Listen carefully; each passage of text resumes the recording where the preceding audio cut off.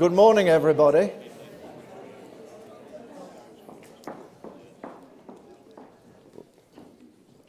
Ladies and gentlemen, friends, thank you for joining us here today at the Royal Holloway.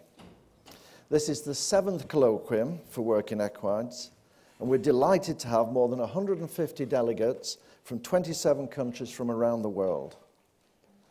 We have a full agenda and some very special guests for you. And over the next 3 days, we hope that you will find informative, inspiring, and of course, enjoyable. I'm expressly proud to address this colloquium since as Vice Chairman and then Chairman of World Horse Welfare, I've been closely involved with World Horse Welfare's international work across Africa, Central America, and Asia. And I can truly attest to the amazing difference we charities can make when working overseas. Having been a practicing veterinary surgeon for 40 years, I'm acutely aware that the cruelty that we see is as a result of lack of knowledge or a lack of understanding. I also know that it is the key to improving equine welfare is understanding the context in which these animals live and work in order to find appropriate treatments and lasting solutions. We will be exploring this over the next few days. Our next step is to create real understanding and engagement with other organizations who are trying to help people in the countries we work in. Something World Horse Welfare President, Her Royal Highness the Princess Royal, will speak about later on today. As a trustee of an animal welfare organization, I'm sure I join with all trustees in hoping that the result of these conferences is that everybody will get to know each other so much better. Cooperation is the only way in which we can all advance the cause that we all strive to achieve. And one of the ways of achieving cooperation is with fellowship together. And so as well as the scientific papers and the discussions and the breakout sessions, I'd urge you all to introduce yourselves to each other, get to know each other. So all the misunderstandings that can occur will be ruled out.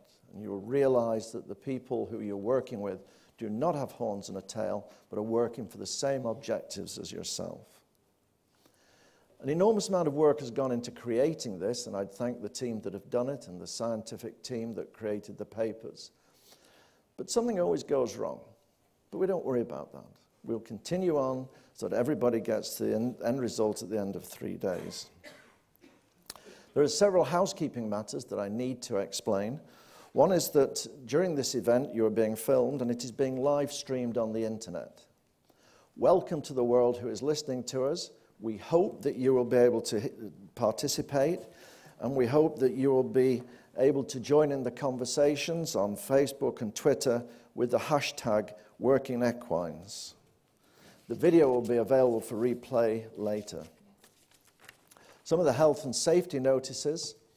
The fire escapes are one either side of the front here. The meeting point from this building is across the grass, just across the road. And the meeting point for the Moore building, which is where we'll be doing the breakout sessions, is just across the road from there. We have a first aider in the hub 24 hours a day, so anybody requiring medical assistance can go there and receive that.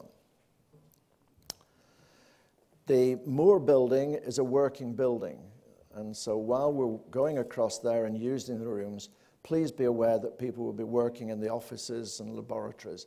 And if you have any problems as to finding anything, don't hesitate to ask somebody from World Horse Welfare who will put you in touch with the relevant people. Throughout the proceedings, we'll be having 2 rapporteurs, and they will be sitting in on all the discussions. And if I could ask them to stand up, it's Dr. Richard Newton and Professor Cathy McEwen. If you'd like to turn around, because they will be sat at the back. So if you, thank you, rapporteurs. They will be sitting in on the lectures, the discussions, the breakout sessions, and then at the end of tomorrow afternoon, they will be summing it all up for us, and that will be part of the proceedings. They'll also be present on Thursday when we do the field exercise out at Glenda Spooner Farm, and they will record the best of the discussions they can out of that, as we go along. Two other points of housekeeping. One is that as you opened your packs when you first came yesterday, you found little pieces of paper like this fell out on the floor. It's very annoying because they all fall on the floor, don't they? I would urge you to fill these in. These are the questions for the panel for tomorrow. So if you fill them in, you'll find that there are boxes in the foyers to put them, or you can hand them to any of the people in your breakout discussions. And this will enable us to get ahead with the discussions tomorrow afternoon. The poster sessions, which take place in the annex of the Moore building next door, will be there for the 2 days. But lunchtime today, the authors will be stood next to their posters. So I'd urge you to go and see. It's a fantastic poster session. So when you're having your lunch and you've got your food, go and see the posters and talk to the authors who have produced them for us. Now I'd like to formally open the 7th International Colloquium by setting the scene with a short film.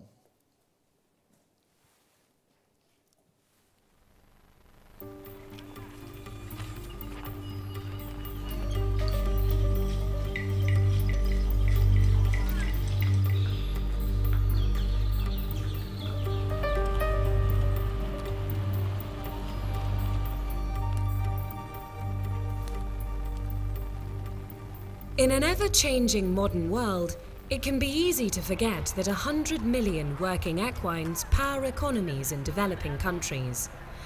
Often working incredibly hard in difficult environments, these equines are the main mode of transport and are often their owner's greatest asset. In the southern provinces of Cambodia, many owners and their communities could not survive without the fresh water they collect on a daily basis. Using a horse and cart to collect and distribute firewood in the city of Choluteca, Honduras, is one of the main sources of income for underprivileged families in the region. And in the Orange Farm Township on the outskirts of Johannesburg, South Africa, collecting, transporting and selling scrap metal with oversized and heavy carts brings in just enough money for owners to be able to feed their families.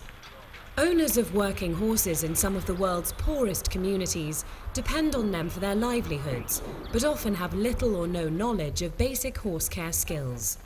For instance, many owners trim and shoe horses themselves, which can cause injuries and lameness. These horses are working all day long, from early in the morning till late at night. The horses are working hard for them to earn money to feed themselves. But a lot of people don't understand that maintaining your animal is going to be beneficial long term. So this is the thing that we need to break through. Education to horse owners and tradesmen, i.e. farriers. Often being asked to pull large, heavy laden carts, it's no surprise that many cart horses show signs of strain and injury.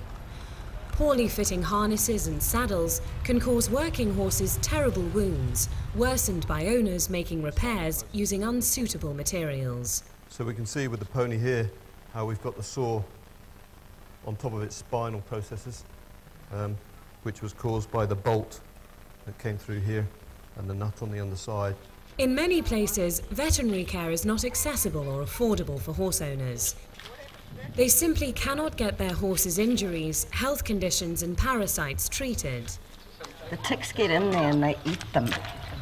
And eventually, okay, this has got an infection going on inside here. Eventually the whole ear just collapses and they eat it off. And that's what's happened here, it's just a stump. Coupled with a lack of knowledge about nutrition, basic first aid and the spread of infectious diseases, many horses are destined for a short and painful life. Thankfully, there are a number of charities, NGOs, organisations and individuals in this room here today who work tirelessly to help both the equines and the communities that rely on them. Together, we are working with communities in some of the poorest parts of the world to identify horse care challenges and help to address them. Be that through teaching basic horse care, training in farriery and hoof care, saddlery instruction and practical help with tack, tips on nutrition, veterinary advice and basic first aid training are all helping to improve the lives of working animals around the world. But human development organisations and governments are often working with the same communities to improve livelihoods. How do we share what we have learned about the vital role working equids play in these communities and how improved equine welfare can benefit both? At the 7th International Colloquium on Working Equids, we will explore our evidence of the impact of the working equine's role on human livelihoods and the link between the working equid and human welfare, with the aim of building an even stronger case for collaboration, resources and a better future. Welcome to the 7th International Colloquium on Working Equids.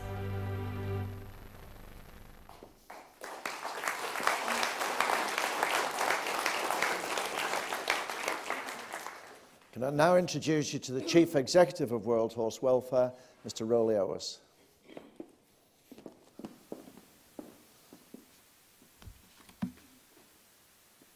Chairman, thank you so much.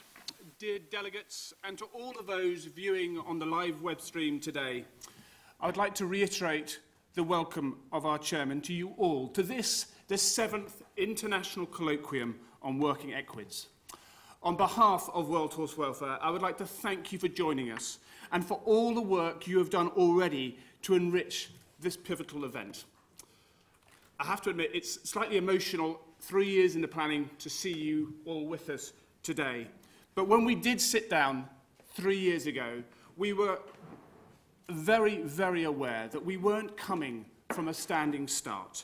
We were building on the legacy that has been through previous colloquia, starting all the way back in Scotland in 1990, to Morocco in 94, to Mexico in 1998, to Syria in 2002, Ethiopia in 2006, Delhi in 2010, and so to England in 2014. So to start with the basics, what is a colloquium? According to the Oxford English Dictionary, it's an academic conference or seminar, an event where scholars or other experts present papers on, analyse and discuss a specific topic. In part, this is what we will endeavour to do over the coming 3 days. However, this colloquium is about much more than peer-reviewed papers. It's about bringing scientific research and theory together with practical experience and techniques on the ground. A true marriage of ideas and action. And I really do passionately hope that this is what you'll experience during the course of this week. Our fundamental aim during this colloquium has to be that we make a difference, whether through small or large steps, by informing the future direction of projects involved with working equids over the coming 4 years. And in looking to achieve this aim, I am going to set out 3 challenges that I invite you to take on. The first challenge is for us to pledge to take what we learn here this week and put it into practice, because we can only help working equids when we are doing on the ground, getting our proverbial hands dirty. We want theory, yes, but we have to see action as a result. And the second challenge is to strive to redouble our efforts to work together during this and after this colloquium to build a case that will be compelling to other organisations, especially governments, humanitarian development NGOs and universities, on the key role of working equids in economies and how, by working together, we can all make an even bigger impact. But to do this, we need evidence. And with this in mind, we chose a theme for the 7th colloquium that would not only broaden our perspective outside equine welfare, but also lay the foundations for this collaboration. I think it's fair to say that over the past decade, equine welfare charities working internationally have come of age. And I think in part it's because we are better at saying what doesn't work as well as what does. We have learned that by only treating the symptoms or focusing only on one particular area of improvement, we may do some immediate good. But that is the real challenge, to make this approach really and truly sustainable. As soon as we leave the country, chances are high that the local horse owners will revert to their original ways. That is why when World Horse Welfare began our first farrier and saddlery programme nearly 30 years ago in Morocco, our approach was to train and educate horse owners, farriers and saddlers, so this knowledge could cascade to others and hopefully create a lasting change. We have all also learned that we need to reach out, not just to the horse owners and service providers, but to everyone in their environment, the whole community, if we want to have the best chance of making a real and lasting impact. An example of this was the World Horse Welfare Project in Romania, where for the first time equine vets established their own association and are now working together as a result. But, as so many of us know, this is no quick fix. This approach requires a good deal of time to build trust with communities and understand their livelihood systems. And this is what World Horse Welfare is now trying to do in 11 countries around the world. We'll hear over the next couple of days about our community work in Central America. In Costa Rica, we're working with indigenous tribes to improve their horse care knowledge and skills. We've been invited into Haiti in a partnership with Humane Society International to help the equids on which the rebuilding of that country literally depends. And engaging with communities in Mexico in partnership with the Donkey Sanctuary and Mexico's National University with encouraging results. And in South Africa, our partners, the Highveld Horse Care Unit near Johannesburg, the Cart Horse Protection Association in Cape Town, the Coastal Horse Care Unit near Durban, and the Soweto Equestrian Foundation have built relationships with their communities. And our aim is to provide the technical expertise and resource to improve their effectiveness and impact. And in Cambodia, in partnership with FEI Solidarity and the Cambodia Pony Welfare Organisation, we are blending our equine welfare programme with the development of equestrian sport in the country to ensure horse welfare is at its heart, but also that horse care skills, not to mention horses, are seen as more valuable, marketable and important to this rapidly developing economy. So there are many, many ways that organisations can work together, just as there are many different ways we can intervene. One size most certainly does not fit all. The reality, of course, is that the whole sphere of improving the lives of working equids and the people that depend on them is still rapidly evolving. Even in the more developed humanitarian development sector, the solutions are so often not clear, and it can be really difficult to differentiate between right from wrong. Hence, I would urge great caution before any of us declare anyone else's intervention is wrong or a failure unless we know the full context.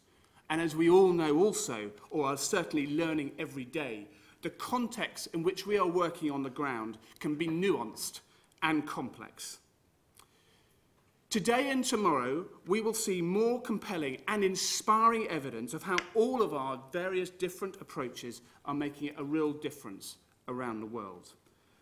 As our overarching theme and my second challenge to you suggests, we have to use this evidence to demonstrate the importance of working equid welfare to human livelihoods. Unless we can do this, we will not be able to persuade governments, universities, communities and other NGOs to collaborate with us. And I think we need to reflect very carefully on why these critical stakeholders in 2014 still do not recognise the importance of working equids. Could it be that up to now we haven't been articulating this case clearly enough?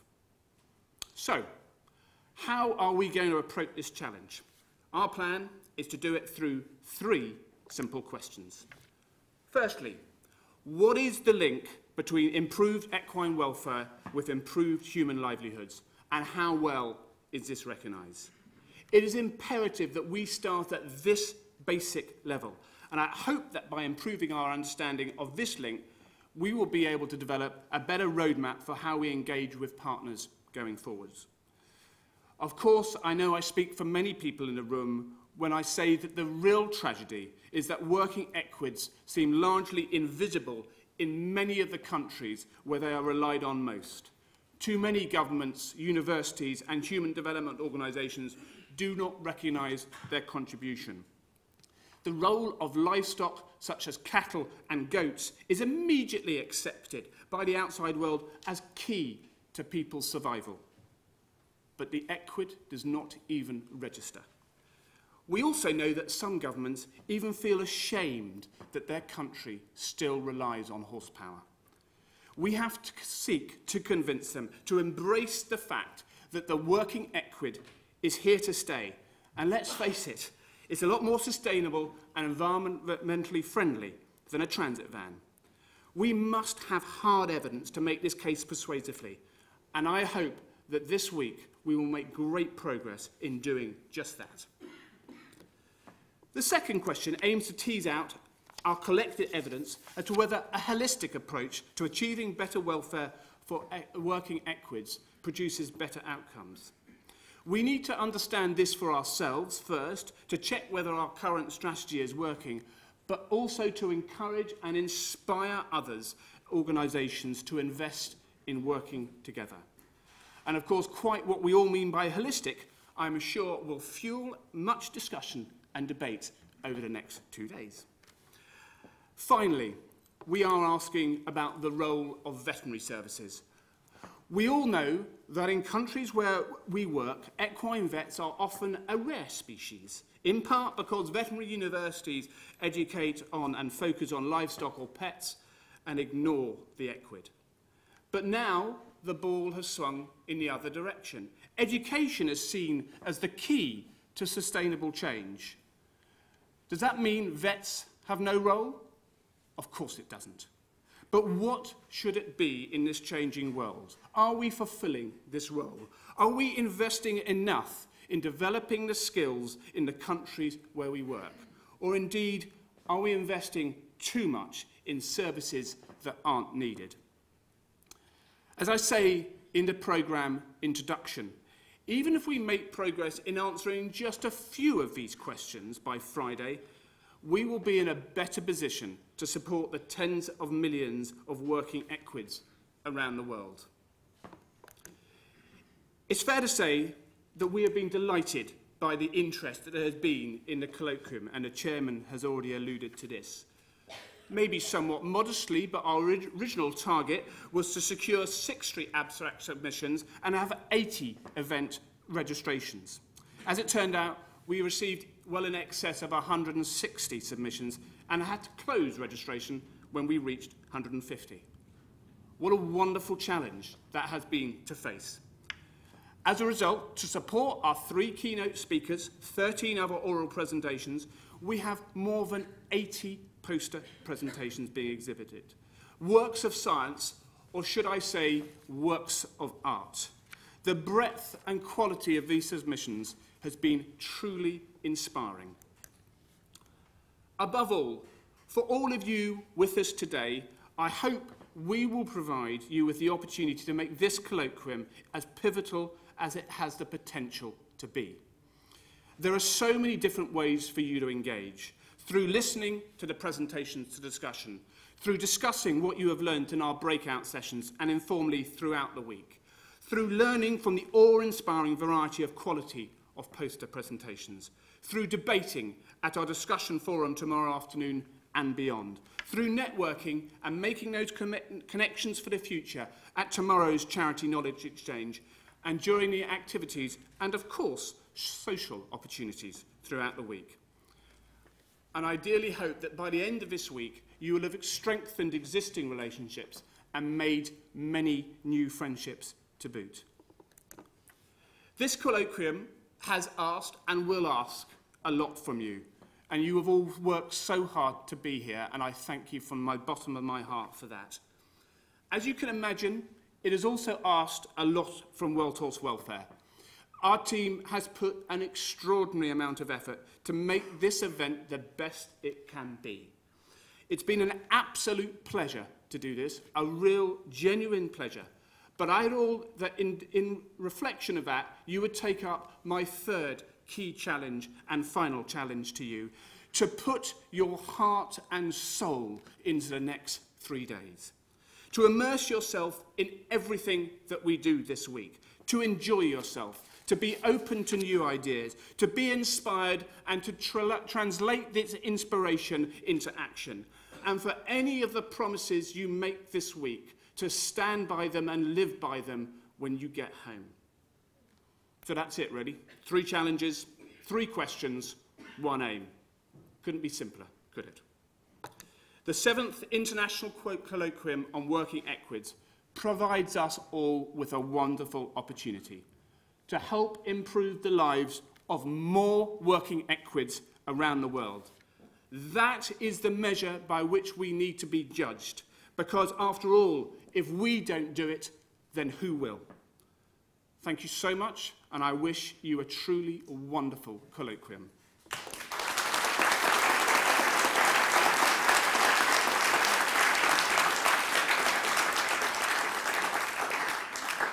And so, let us turn to the first question. What role do working equids play in human livelihoods, and how well is this recognised?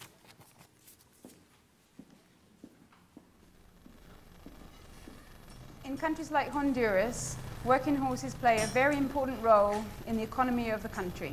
Hundreds of horse owners and families within Choluteca solely rely on the income that's provided from the working horse, whether it's collecting firewood, water, recycling, or materials. After an investigation that was carried out by World Horse Welfare in 2013, we discovered that the general public, the local government, including the local mayor in Choluteca, had a very good idea of the importance of the working horses within Choluteca's communities. In this session we ask, what role do working equids play in human livelihoods, and how well is this currently recognised?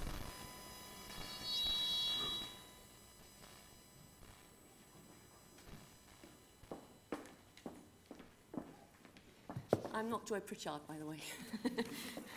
I'm just here to introduce Dr. Joy Pritchard, who's going to present the first keynote presentation of this colloquium around what is the role of working equids, what is that role in human livelihoods, and how well is that recognised. And Joy has been working in the field of working equine welfare for over 15 years. She is a veterinary surgeon with a specialism in animal welfare, science, ethics and law. She's very well published, and you'll notice in many of the oral presentations and on many of the posters in the building next door, you'll often see her name referenced in working equine welfare texts and publications. It was the importance of working equines, I think, that drew Joy into the field of the Brook, where she's currently the Senior Animal Welfare and Research Advisor. And I first met Joy 12 years ago at the Colloquium in Syria, and we were walking, I think, around the citadel and discussing the role of farriery and the role of reflecting on strengths and weaknesses, and following on from what Rowley has said. I think that's, as well as her experience in the field, one of Joy's expertises, if you like, is that clear thinking around what are we actually doing, where are we going, and actually reflecting back on our strengths and failures. And I certainly value her expertise as a colleague in that.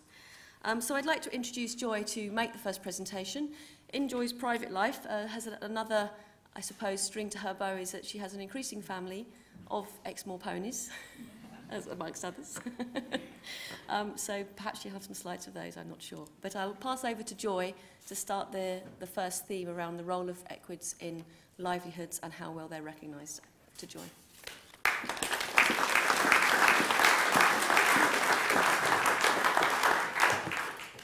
Thank you very much, Karen. I'm afraid I don't have any slides of Exmoor ponies, but if anyone would like to see photos, come and ask me. I've got plenty with me. First of all, I'd like to say thank you very much to World Horse Welfare and to the organising committee for inviting me to speak. As Karen said, this is my 4th colloquium, so that puts me about in the middle of colloquium history, and I'm sure there's people here who have been to some of the earlier ones, and it's lovely to see a lot of new faces of people who are at their 1st or 2nd colloquium. They're fantastic events, and I'm sure you'll all enjoy yourself this week. The talk that I'm doing today is talking, as Rowley has said and Karen, about the role of working equids in human livelihoods and how well this is currently recognised.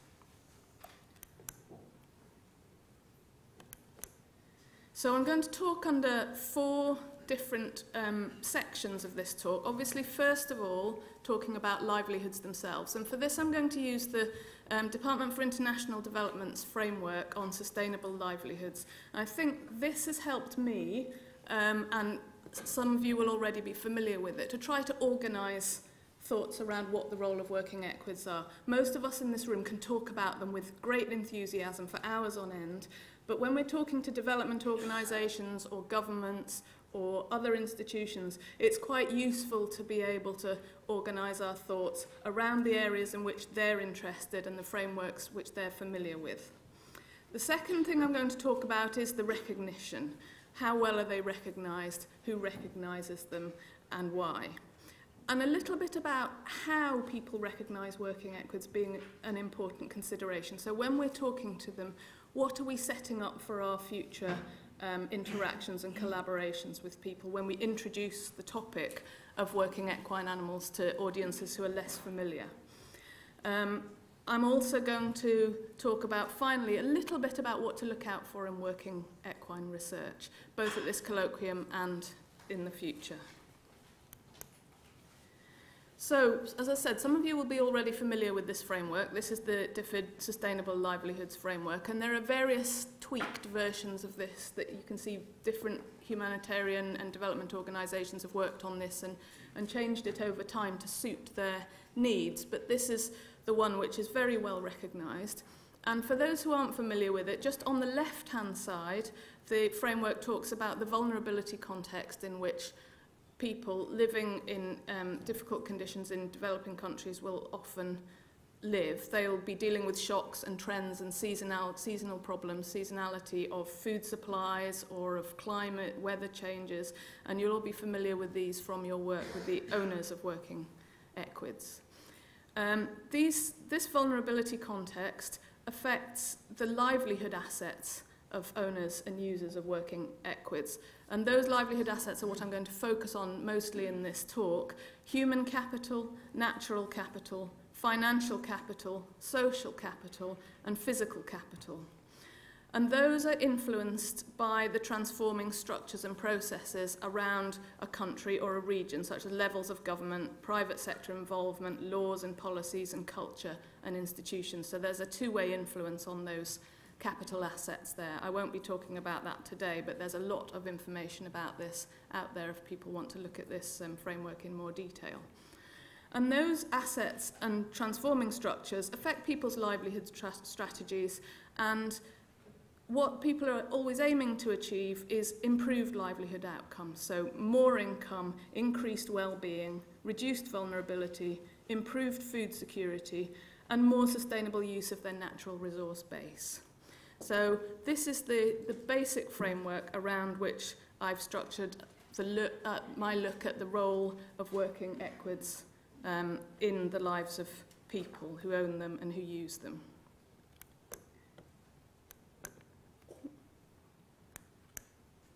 There we are. So the first livelihood asset I'm going to look at, human capital, this talks about the health, knowledge, skills, information, and people's ability to labour, all very important parts of their livelihood. Working equids, horses, mules, and donkeys can contribute to human capital in many ways. They enable access to health services. People can ride on a mule, a donkey, a horse, or on a cart in order to get to a clinic, to get to health services. We heard from TB Alert in a previous event that I went to about how they use donkeys to take tuberculosis drugs to remote areas. Or people can get to the clinic, women in labour, people who are sick can get to clinics which they otherwise wouldn't be able to access if they didn't have a working animal. Women in particular benefit from using working animals in the household to carry wood, to carry water, things that would otherwise be head-loaded. So they tend to have less tiredness, less back and neck pain, and to be able to do fewer journeys per day or per week. And the effect on women also can have an effect on other people in the household, particularly the children. If children have better access to good sources of milk and food, either because working animals are helping to transport food from markets or from the field to the household, or because the family is earning more, or because the working animals are bringing food and fodder for other animals in the household, so for the cattle or the goats, then the children will benefit. And child safety is another important contribution. It's not something we think about directly, but if a woman has to carry her burden of firewood or water on her head or on her back, then how will she carry the child? Sometimes the baby has to be left at home in the homestead on its own or being looked after by only slightly older children, whereas if a donkey or a horse can do the work, then the child can travel on the mother's back and be safer. And also this frees up more time if there are fewer journeys per day or per week, more time for childcare and for other types of work and for other activities.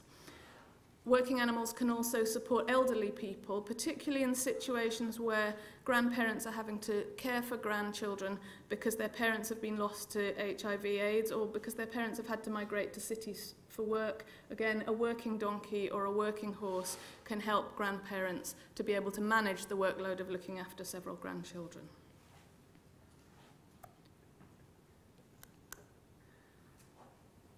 And moving on to the other part of human capital, knowledge, skills and information, working animals are often used to help children to get to school.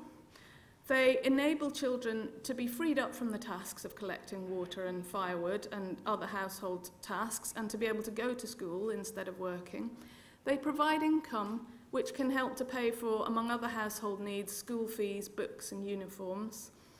And there are other enablers which are maybe not so obvious. As I mentioned before, potentially better nutrition because of having better access to food and milk, and also things like water to wash clothes. If a donkey or a horse is able to bring more water to the family than a woman or the children head-loading or carrying the water, then school uniforms can be washed. Children can be turned out in clean clothes, and that might make the difference between them being sent to school that day or not.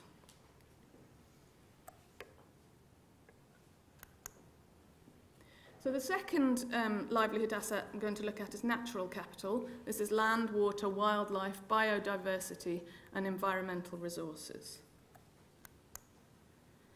And a working animal, of course, itself is a form of natural capital. It's a natural resource for the family. And it also contributes to other forms of natural capital. Most of you will have seen draft-powered tillage, horses, mules, and donkeys ploughing, harrowing, and weeding, enabling more to be produced more efficiently from the land that a family has. They can be useful in conservation tillage. It's often said that donkeys do less damage to agricultural land than ploughing with cattle. Their manure can be used as a fertiliser to improve soil, so that improves the natural capital in terms of the family's homestead or farmed land.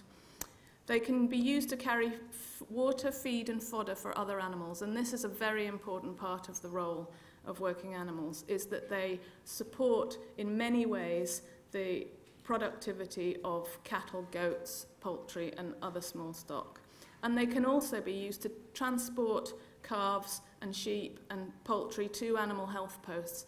It may be that otherwise those animals wouldn't be able to get treatment if they couldn't be easily taken on a cart to see a vet or an animal health assistant at an animal health post. The next livelihood asset, financial capital, is referring to regular remittances, payments, pensions, savings and supplies of credit. And once again, a working animal is itself a form of financial capital. It's a form of savings for the family. It's something that they have money invested in, and it also contributes to other forms of financial capital. So by direct earnings being rented out or by earning direct payments for the work that it does, through indirect earnings, so when it's used in agriculture, when it's used to transport goods to the market to sell, or transport water to sell in a city, then it's producing indirect earnings. The working animals, importantly, also allow other savings to be made.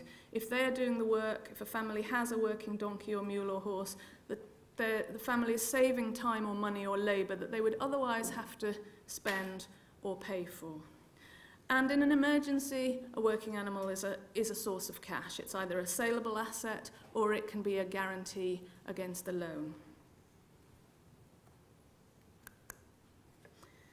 The fourth capital asset I'm going to look at is physical capital. This is basic infrastructure, water, energy, transport, communications, and housing. And physical capital is a very, very important contribution that working animals make to the livelihoods of their owners at several levels. At household level, we've talked about transporting water and also providing draft power or energy for transport and tillage. So once again, the working animal is a form of physical capital and it contributes to other forms of physical capital. They're very important in transporting building materials for houses, whether that's corrugated iron, sheets for roofing, whether it's straw or dung or bricks or timbers. We will see them in all of the countries where we work transporting housing materials at some point. And of course for communications, for being ridden to get from one place to another, for passing messages and so on.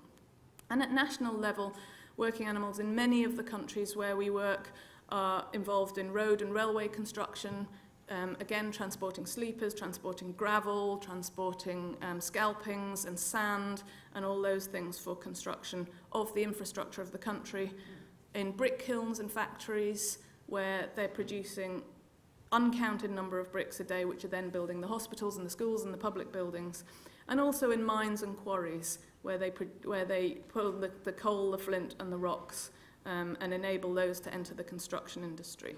And many of even at national level, many of these places like the brick kilns are actually constructed with a design to use working animals. That's the way they've been built. And finally, social capital. This is very important. The relationships of trust between people in a community, membership of groups, networks, access to institutions. So the quotes that are up here are actually taken from a study by Delphine Valette, who's going to talk a little bit later in more detail about these. But these are real quotes from women who were part of that study. And social capital that working equids facilitate and contribute to include lending the animals to relatives and neighbours and friends. When they're in need, lend them the donkey, let them get some assistance from the donkey or earn some money from the donkey. Payment of social group fees or social insurance, lending animals or using animals for weddings and funerals and special occasions.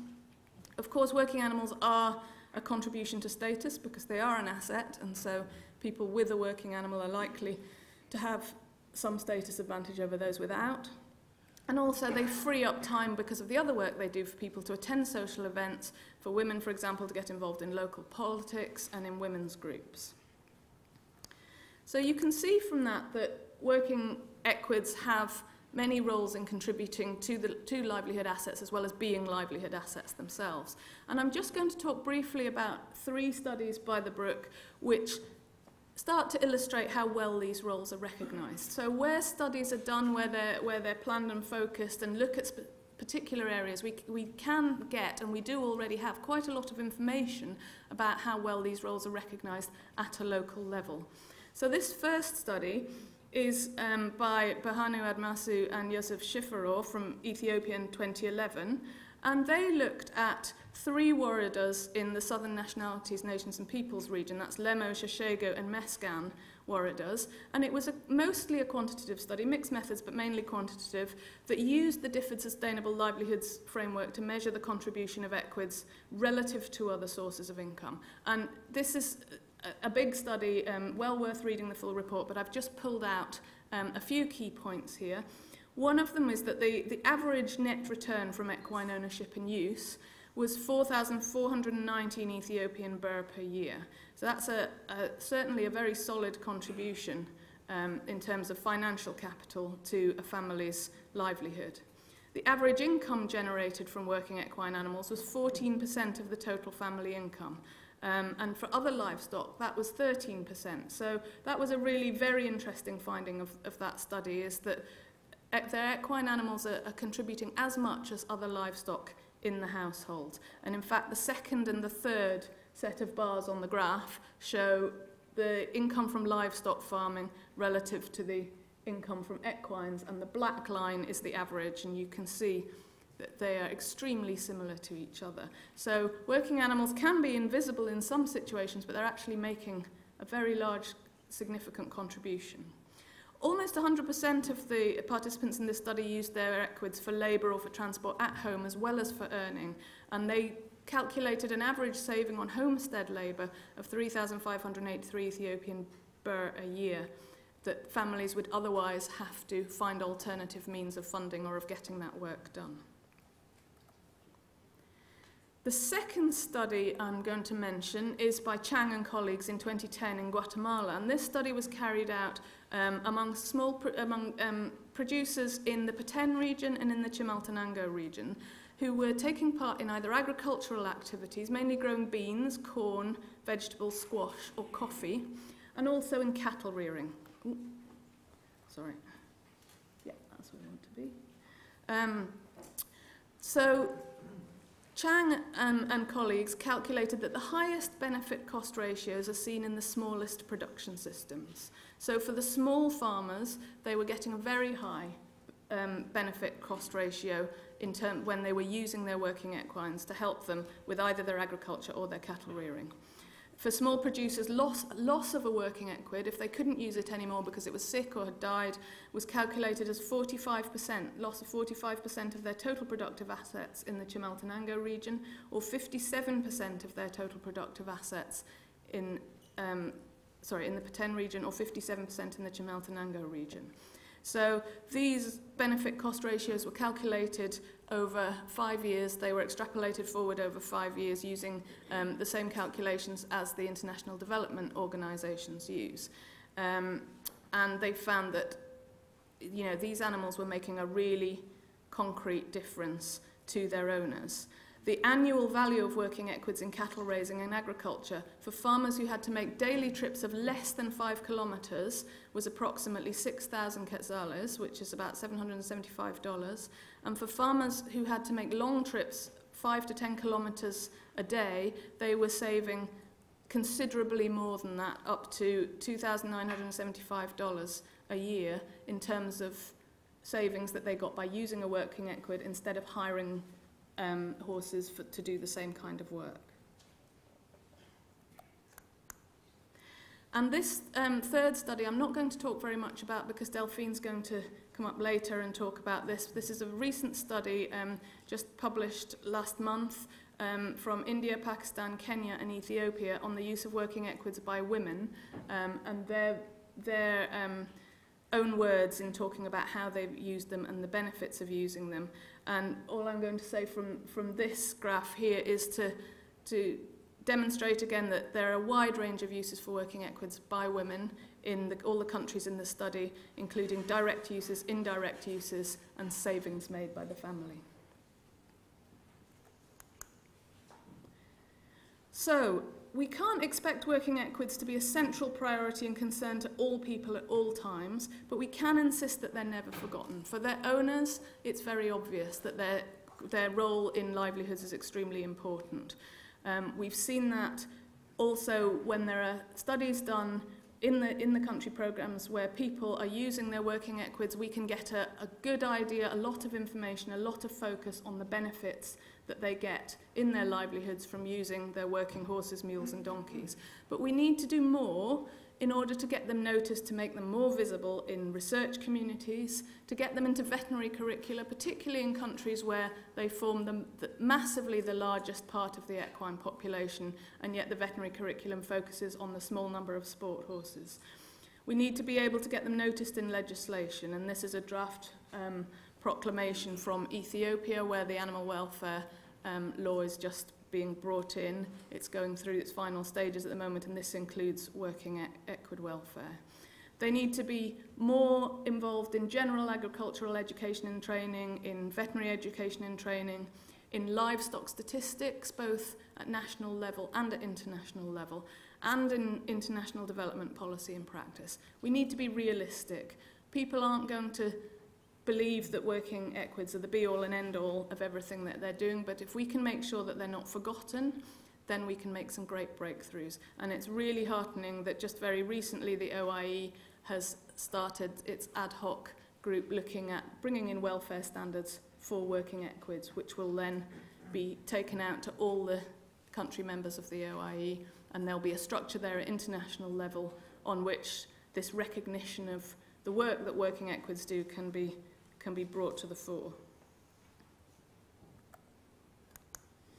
So, just having looked at the livelihoods framework, I know the Millennium Development Goals are coming to an end and they'll be replaced by something else next year, but I think we can now see that, again, initially, when we're talking to development agencies, they might say, working equids have got nothing to do with the Millennium Development Goals. But if we can think of a framework which is familiar to our development colleagues, to our humanitarian colleagues, we can then start to talk about, actually, you can see working equids, you can see the thread of them within most of these Millennium Development Goals. Reducing poverty by increasing family incomes. Achieving universal primary education. Well, if more children are going to school for the reasons that I mentioned before, then working equids are making a contribution. They're in there. Promoting gender equality and empowering women. If women have more time to be able to get involved in activities other than household chores and so on, then they can get involved in local politics in women's groups and become more part of the discussions and become more equal and more empowered. Reducing child mortality through better nutrition, through better access, through helping other livestock to be able to provide milk, for example. And improving maternal health through being able to get women in labour to health posts, people being able to get the drugs and medicines that they need. Same with Goal 6, combating HIV and AIDS and tuberculosis, people being able to get what they need and to be supported in the household. And even with things like conservation tillage and being a low-carbon option, helping to ensure environmental sustainability. These are the things that we need to be able to talk about with our colleagues in other sectors when we're building collaborations. Not to push our working equids at them, but to just be able to show that they're there. Now, I'm just going to talk very briefly about how matters. The value frameworks that we do talk to people about when we're inviting collaboration can affect the success and sustainability of our welfare efforts. And I'm just illustrating this with 3 examples that I've thought of and that I've come across, but you may well have seen others yourself. If we frame working equids, as I have just done in the beginning of my talk, of saying working equids sustain and enhance all aspects of a livelihood, they're fantastic. Of course, what follows on from that is everyone should have one. So we need to think about, when we're talking to our colleagues, when we're building collaborations, what do we really want to happen? Do we want more working equids in the world? Do we want the ones which are already there to be treated better? Do we want fewer? Are there cases where it might be better if they weren't working in particular circumstances, in particular environments? If we frame working equids purely in their economic terms, they're a great economic asset to a poor family, well, what happens when they can't be used anymore? Do they become worthless? Are they just something to be thrown away and get another one? Something to think about, something to be prepared for when we start engaging with people on this basis. And also, if we frame them as being in agony, being poorly treated, being always in need, we almost unconsciously tend to put a value judgment on their owners, and we need to be very careful about that. You know, if owners are always seen as cruel and irresponsible, then it becomes very hard to do the kind of long-term work that we need to do in order to be able to improve welfare in the long term. So we need to think carefully about how we increase the recognition of working animals and the roles that they play. We need to try to offset any unintended consequences, think around them. And I think to do that, having clear messages with multiple values attached. We may go in with an economic argument, we may go in with a livelihoods argument, but let's make sure that the ethics and the welfare are right there and are being talked about as well. It might be not the first hook that we use when we're talking to collaborators in other sectors, but we need to have it following on behind very quickly. And Finally, I'm just going to talk very briefly about how matters again in research and take you back to Robert Chambers, some say the father of participation. He's been doing great work and has recently retired from the international development at Sussex University, and he has asked some really key questions about research in general with people in developing countries, and I think it applies very well to what we're doing as we do more research, as we put more evidence behind what we're talking about. What research is really needed? We can't look at everything. We can't look in every country at every population. The examples that I gave you have taken smaller regions and used those to illustrate, but we could spend all the rest of our lives doing research, so how do we choose what to do and how will the results be used? The great so what question. We've got those results, so what? How are they going to be used? As Rowley says, a call for action. Let's act on things rather than spending all of our time collecting evidence. We need to get that balance right. Robert Chambers talked about optimal ignorance and appropriate imprecision. I really like this. We don't need to find out more than we need.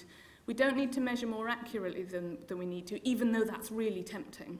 Coming from a scientific background, you know, it's very tempting. We want to do everything perfectly, but actually we probably don't need to do it as accurately as we think we do. And we don't need to try to measure what doesn't need to be measured. So, as I've said, we're often trained to make absolute measures, but maybe trends or scores or ranking are all that are required. And we need to use different methods, mixed methods, sources and disciplines, and a range of informants and cross-checking to get closer to the truth through successive approximations. It's not a matter of there being one truth that if we design the perfect research project, we'll find it. It's successive approximations.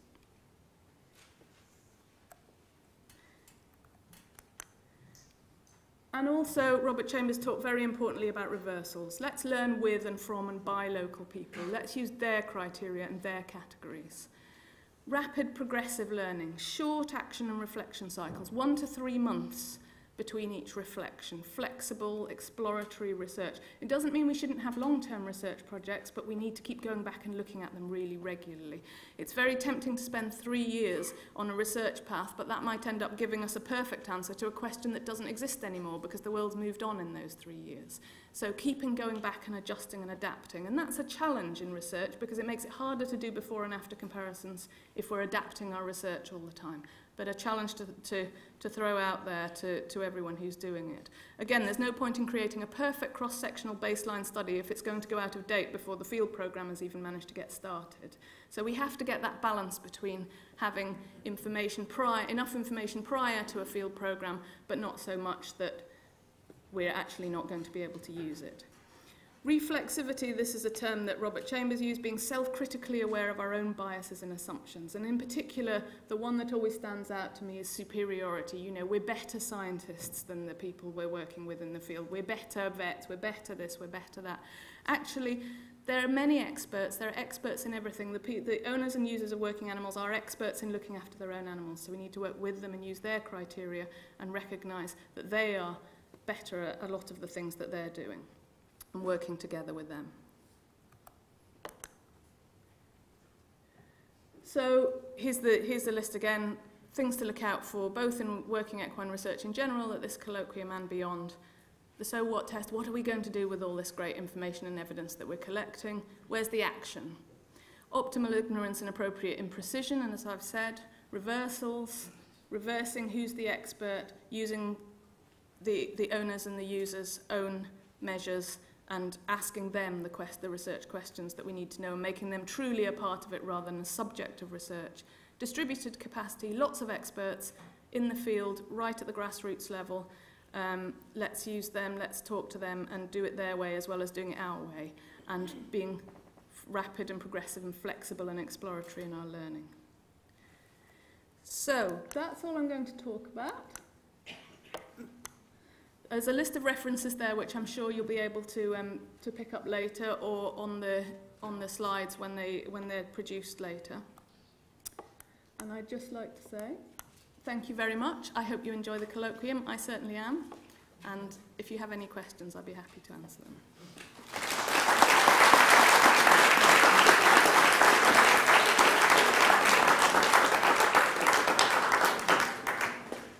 Thank you, Joy. That's got us off to a wonderful start this morning. As we lead into questions, could I make one or two points? First of all, could I ask that people don't use flash photography during the talks? It is all being filmed and is going out, as we said, on the internet. So if you could leave the flashes switched off. We're now going to have questions for Joy, and when you are about to ask a question, if you signal you'd like to ask a question, I'll get a roving mic brought to you. If you wait till the microphone gets to you, that means that we can actually record your question as you say it. In your question, if you say who you are and where you're from, that also helps with the recording. And thirdly, the thing is that these are questions that you're asking Joy. They're not statements about what you happen to think about something that's going on. So I may cut you short if we delve into that. So who would like to ask the first question?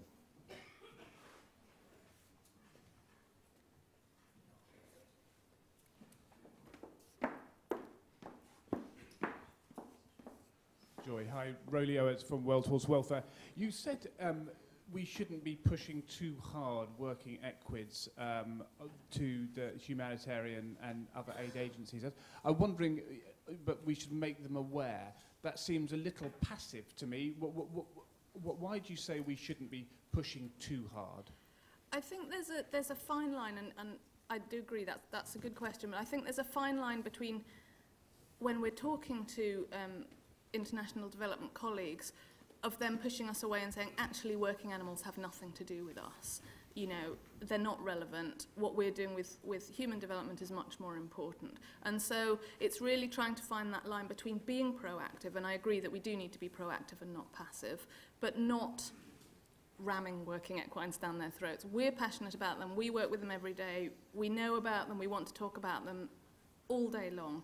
But we have to be able to fit them into other people's agendas in a way where we can see them as a sort of silver thread running through everything that they're doing, but not being unrealistic about what people are prepared to listen to, particularly at the early stages. Once we've got them, we can go ahead with our passion, but just I think the getting in there and the starting to talk to people is the tricky bit in my experience. Lady there.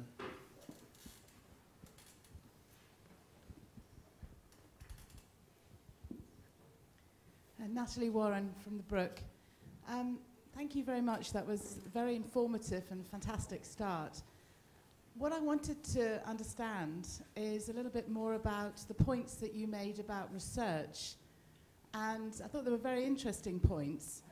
But I just wondered whether you'd like to perhaps expand a little bit on when you were talking about research, whether you were also considering the point of the research. So from my point of view, if you're trying to change hearts and minds and convince governments, I think you do have to be very accurate in your research findings. If you're trying to look at the impact of what you're doing and checking whether or not it's working, probably the route that you were describing is enough. And I suppose the other one is if you're trying to demonstrate that what you do is working and you want to do more of it, you probably still need to be very accurate to convince funders. So I just wondered whether that needed to be built in. Yes, I think that's definitely the case. It does depend who the research is focused on. And of course, there are some kinds of research, if you're talking about medical research, or again, if you're talking about the kind of detailed economic research that I illustrated in the first couple of studies, where you do need a level of accuracy. I think partly when we're talking about, as you say, evaluating and ongoing monitoring of programs, it's important to know when enough is enough, because it's quite possible to hold back a program by waiting for the most accurate, most well-researched statistics and figures that you can get. And I think there's always a balance to be made there, because in the end, the working equine owners and users are giving their time, usually for nothing, usually lots of time which they could be spending on all the other things that they need to do in their lives. And it's finding that balance and trying to think of them not always as research subjects or beneficiaries, but also finding every possible way that we can of participating. And there are a lot of texts and books and information out there now about participatory action research and how that can use good quality, robust more accurate information in order to produce participatory statistics, but also how sometimes we just want to know how things have changed and in which direction, rather than down to the absolute nuts and bolts of the analysis. But yes, I agree with you. Whatever's most appropriate for the audience, while respecting the owners that are working with us.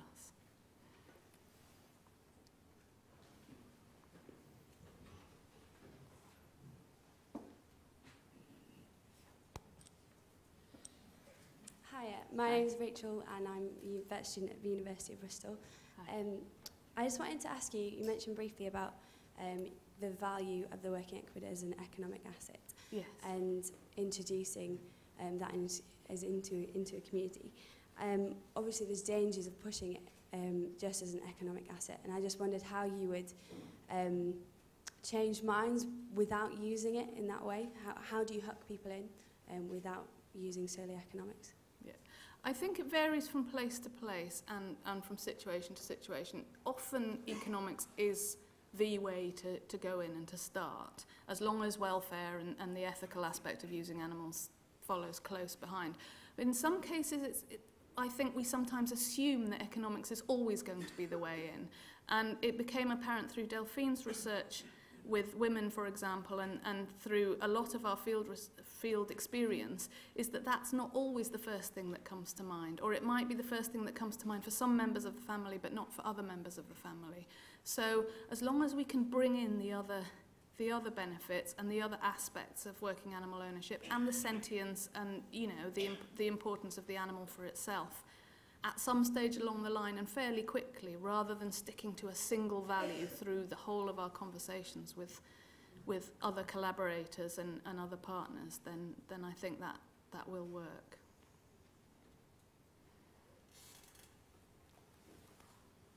Gentleman at the back.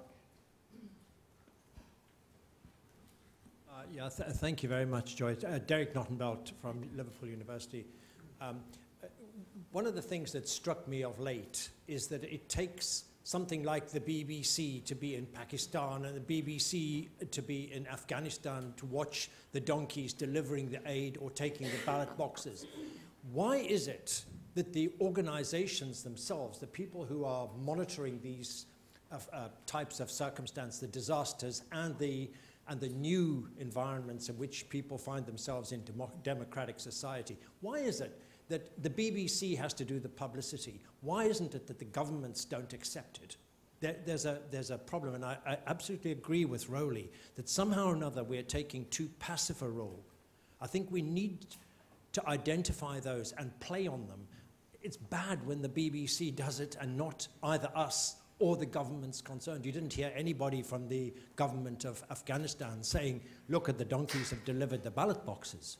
You didn't hear anything from the Pakistan government saying, and the United States government, come to that, to say the donkeys delivered the aid in the Pakistan earthquake. You know, it seems to me that the animals are invisible. And I think that that's a real disaster for the animals, it's a real disaster for the countries, it's a real disaster for the world. Yeah, I agree, and there are definitely a lot, especially at that high level, at the national and international level, where they are invisible. And as Rowley said, you know, quite often governments can be embarrassed that they're using working animals and feel that it makes their country look not as developed, not as forward as other countries. And there's definitely a role for us to be able to promote the visibility of those. I think the BBC does a fantastic job because it gets to everyone in a way that maybe we can't.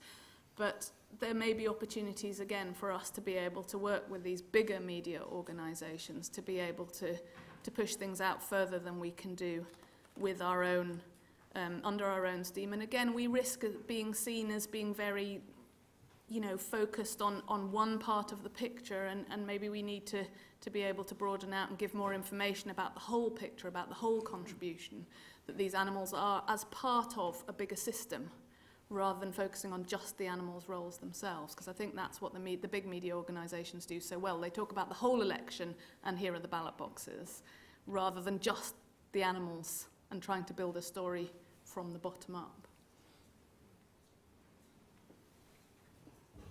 Lady in the middle.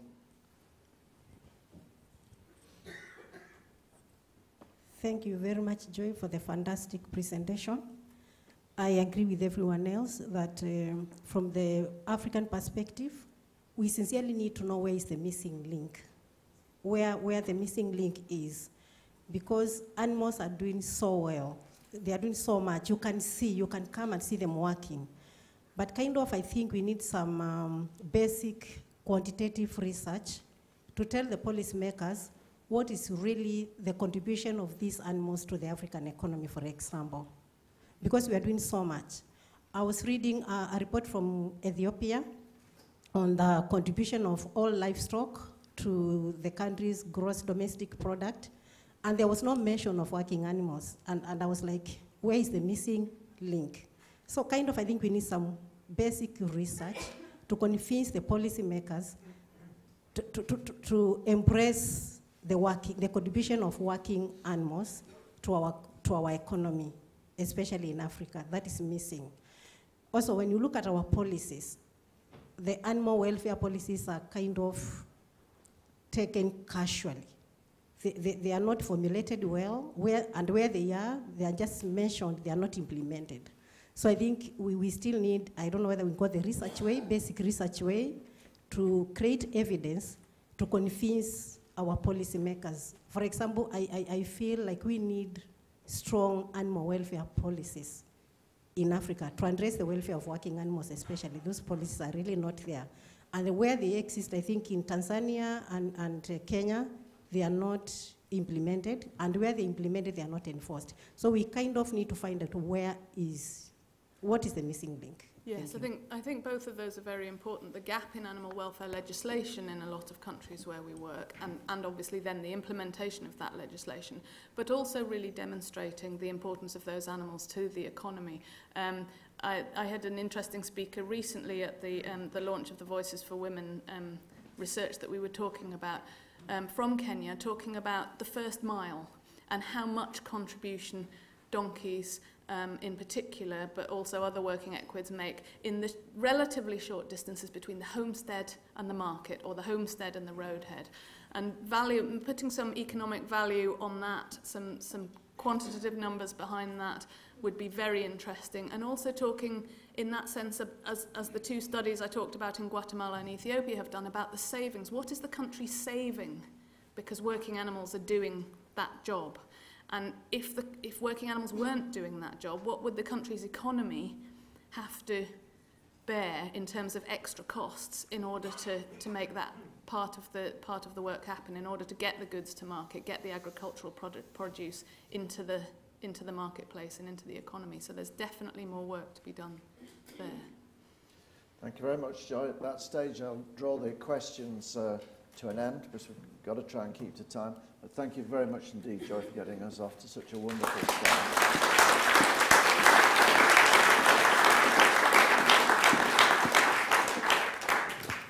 I'd now like to invite Debbie Warboys, who's representing World Horse Welfare, who's going to give us a 15-minute presentation on cross-sectional survey on the importance of the role of working equidae in Honduras. Debbie.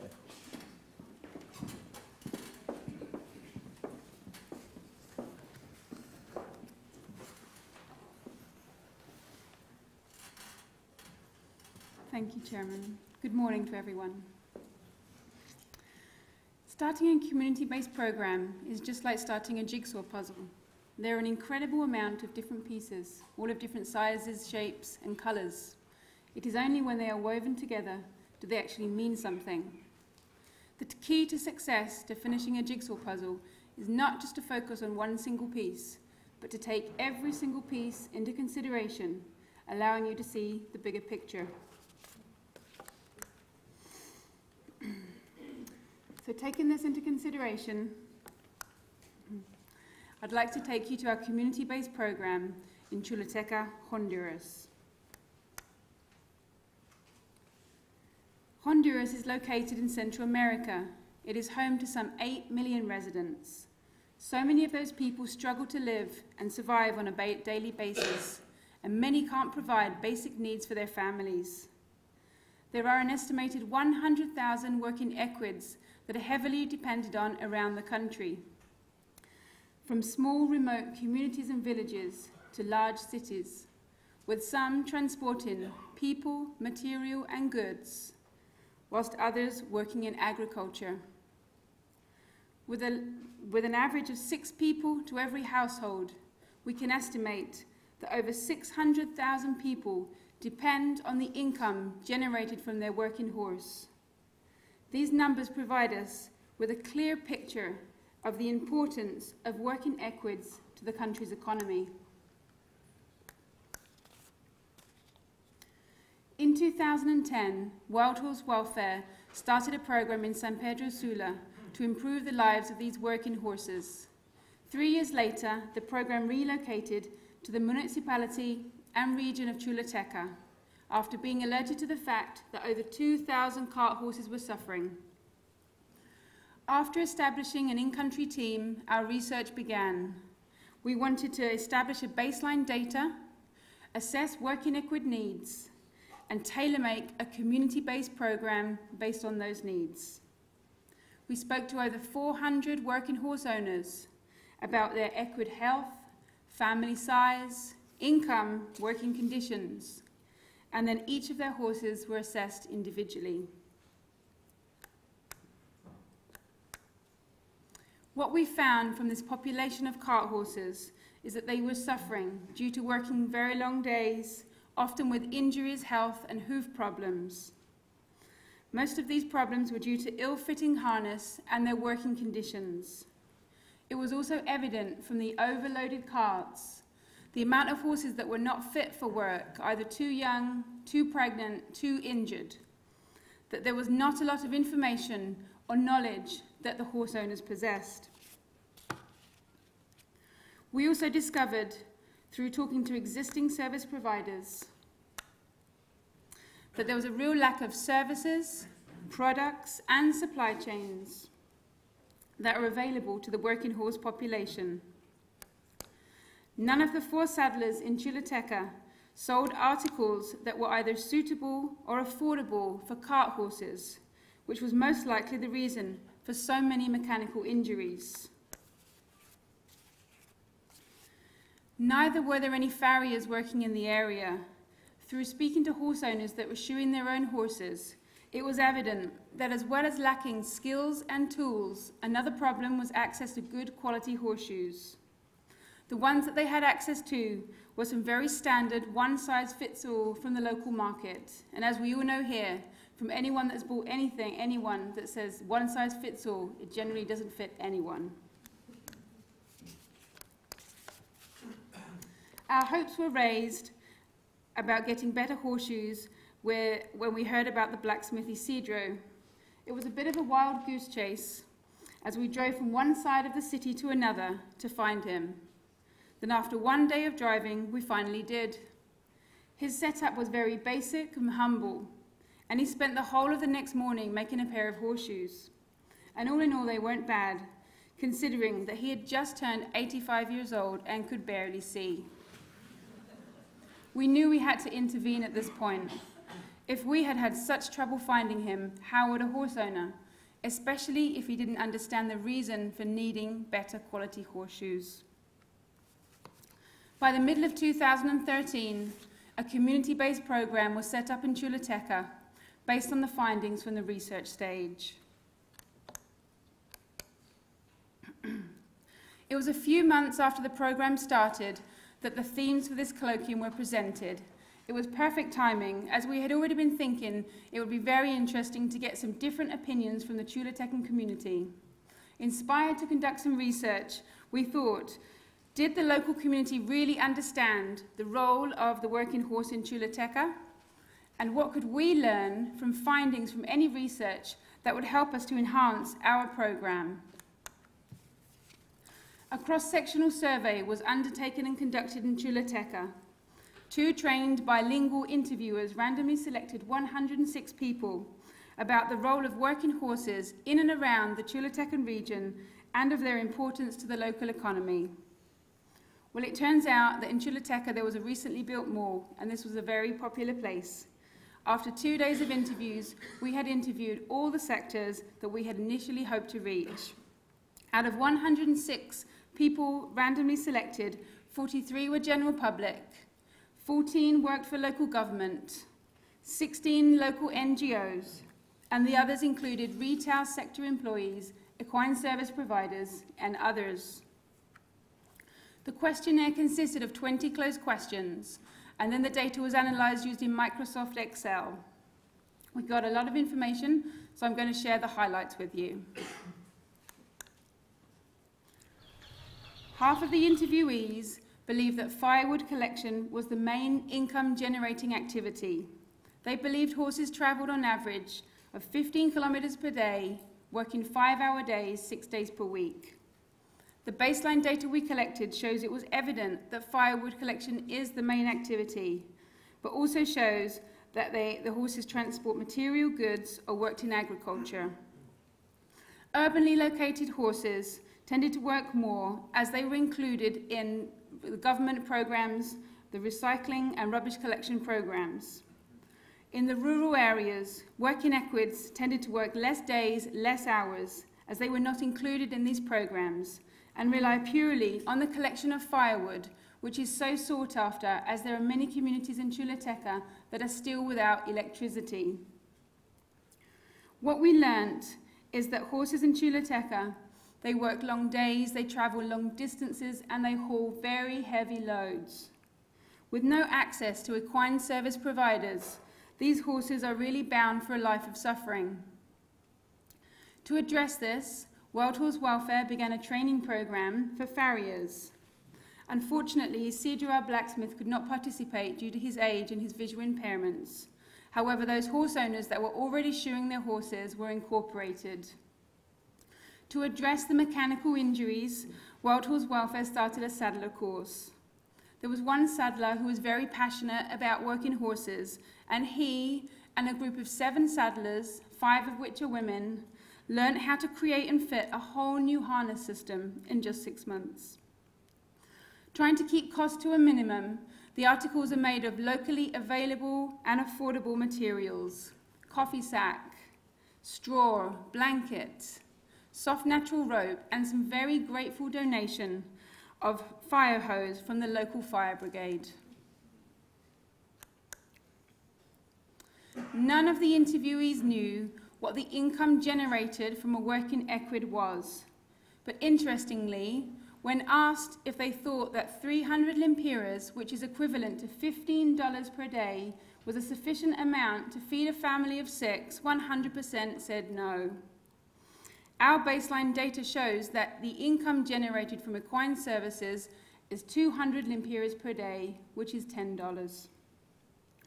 Horse owners do appear to understand the importance of their horses to their livelihood, but given these low incomes, we can see how they find it hard to prioritize their horses' needs over their family's needs.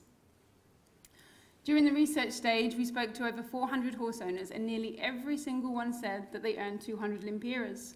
We found out later on that this is the minimum wage for a Honduran. And then we came across Jose. He told us he earned 150 lempiras. He then went on to clarify that he was paid 200 lempiras every day, but for every day his horse worked, he invested 50 lempiras in him. It was evident after speaking to Jose just for a few moments that not only does he care and appreciate his faithful companion, but he really did have clarity about the importance of his family's livelihood from his horse. A horse owner who saves 50 lempiras, which is approximately $2.50 per day, can treat their horse to a trim, buy a pair of shoes, get some medicine, and within 45 days could replace the whole new harness system. This for us was a really encouraging finding, as it showed us that despite the fact that incomes are low, there are some people that think like this. Imagine now what would happen to horse welfare if the whole community thought like this. We would see big improvements. 87% of interviewees believe that mistreatment was the main reason for concern, whereas horse owners believed that health was the main issue. Likely, both of these are contributing factors to horse welfare. What is evident is the lack of information that is available. These horse owners cannot afford to buy iPhones. They don't have computers with access to the internet. So this is where we come in, to provide them with the basic core material. Our local team of farriers, saddlers and equine advisors now conduct visits to 19 communities throughout Chuluteca to raise awareness about the importance of equines and to provide guidance about best practices. And to tackle the health aspect, Wild Horse Welfare have teamed up with a local vet who's currently undertaking research in the Chulutecan communities. He's also available to offer guidance with natural and sustainable solutions for horse owners. And in addition, we have partnered up with the equitarians to attend the immediate health problems.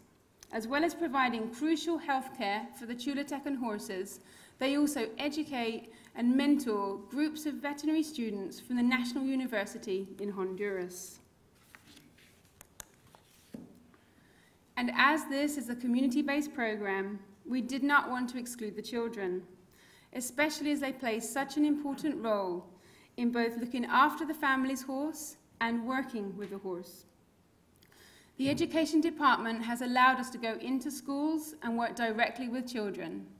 So we collaborated with a local school teacher who helped us to set up a story about a Chulutecan cart horse who was suffering from health problems. We then turned the story into a pantomime to engage the children as they were led through the story of the cart horse getting better as she was visited from the group of equine service providers. Now, the first time this was acted out, it didn't exactly go to plan. As you can see from the video, there's a part where a pirate appears. Of course, we expected the children's response to recognize that the pirate was evil and that they would boo accordingly. However, they're not British children, they're Honduran. They have never seen a pantomime before. And they had no idea what the pirate represented, or why all of these adults were jumping around trying to get them to say boo. The second time we went into a school, we were much better prepared. Before the pantomime started, we gave a good explanation about the pirate, the godmother, and when and why they had to boo. This was a good lesson for us, as it reminded us of the importance of always keeping a flexible approach. We have to adapt our tools and materials to the community's culture. We believe that if we can create a connection or an affinity between the children and their horses, they will be less likely to mistreat them and more likely to want to keep them healthy. 88% of interviewees viewed the government as giving enough support to horse owners. However, our baseline data revealed that horse owners felt differently. The reality shows us that support is given, but in isolated areas. If the recycling and rubbish programs could be extended to rural areas, that would mean that more families would have more work. We've had various conversations with the local Mayor Quintin, and we can conclude he does understand the importance of the working horse to both the families and to the local economy. He has authority to create more jobs. So with this, Wild Horse Welfare is working with him closely. Unfortunately, the baseline data that we collected indicates that those urbanly located horses that work more, they tend to have the poorest of health.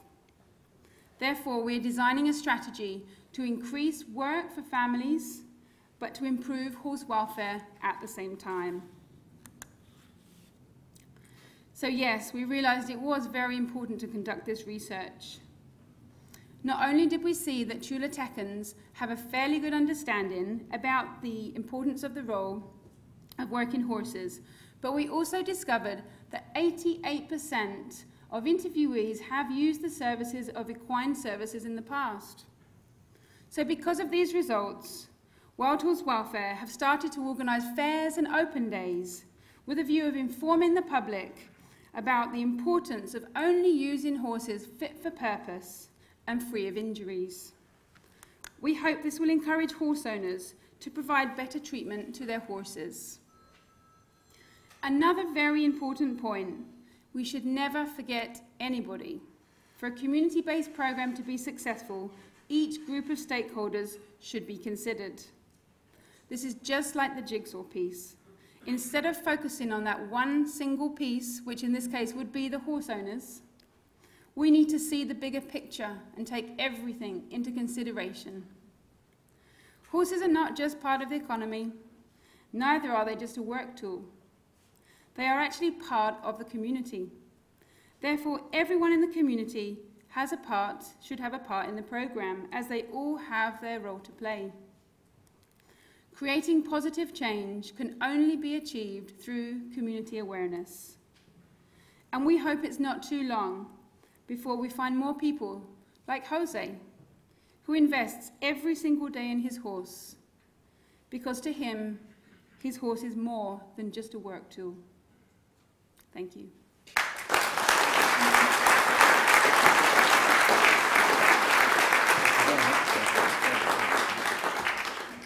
Thank you for that, Debbie. May I now invite Bekele McConnon to give us a talk on lymphangitis in Ethiopia.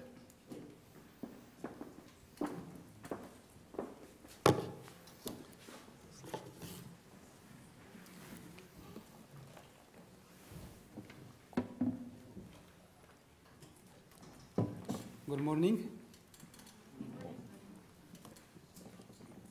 Before I start my presentation, I would like to thank the two organizations, the Donkey Sanctuary and the World Horse Welfare. The Donkey Sanctuary has made a big effort to make me here today with you. And the Horse Welfare Organization also would like to thank for making me to select my paper to be able to present here.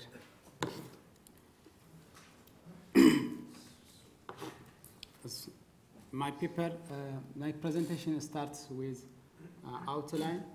It has 5 contents: the introduction, the objective, and the material and methodology I used to assess the socio-economic impact of epizootic lymphangitis, and the results and discussion and recommendation. As you know, Ethiopia is the largest equine population in Africa. It stands first, and Amhara region is one of the regions where the equine population is highly populated. Bahir Dar city contains about 800 cart mules in the city. These 800 cart mules during the study time were used for several activities in the town. Most of them are carrying construction materials, wood, cement,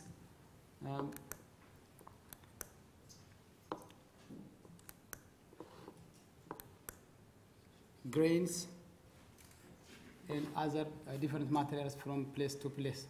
So the community uses them to transport materials. One of the things that in the town the contribution of these cart mules is there is no household that cannot use the power of mules in the town, because they are involved in transporting these grinding mills for each household in the house. So every household uses cart mules.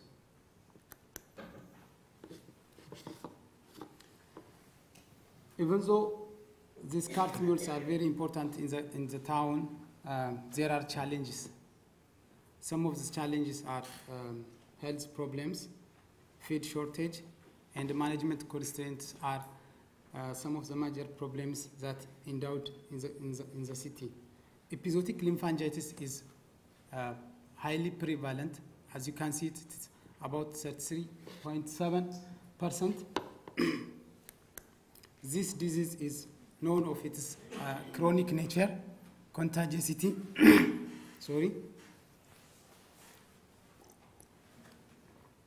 contagiosity and its chronic nature, and with no curative treatment. So this disease is highly prevalent in that area.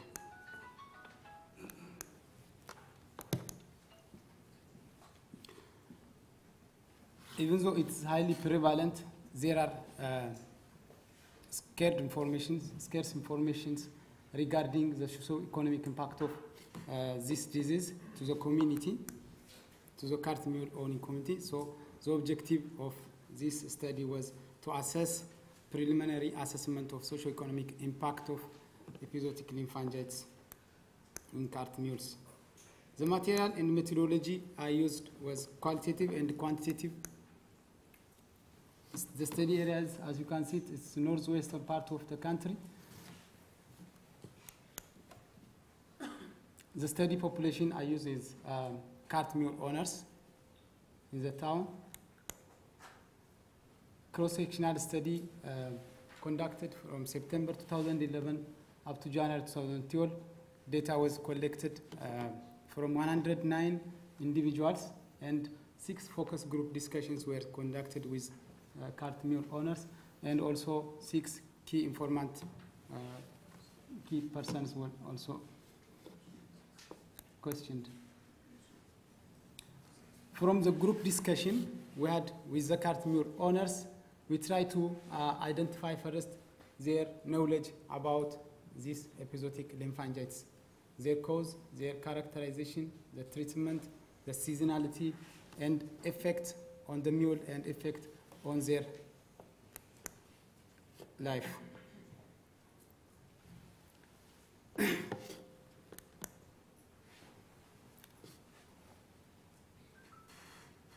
During the study, most of 100% of them said it is the only main source of income for their livelihood. On average, each household, each individual has got a family size of 3. Imagine how these cart mules are helping many people in the town. So epizootic lymphangitis impacted on working hours. As you can see from the bars, about 78.9% of cart mule owners said that epizootic lymphangitis infected mule works between 4 to 8 hours, when it compared with 82.5% of cart mule owners who said for apparently healthy mule, the working hours they use in a day is between 8 hours and between 8 to 12 hours. So this time gap difference between the apparently healthy and infected epizootic lymphangitis infected mule shows that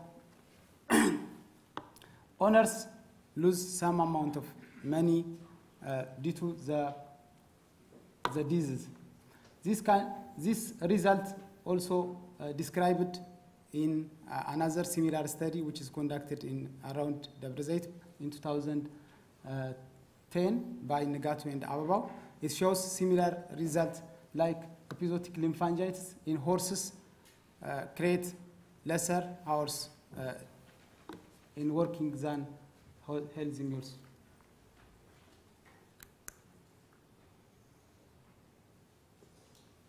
With regard to epizootic lymphangitis impact on carrying capacity of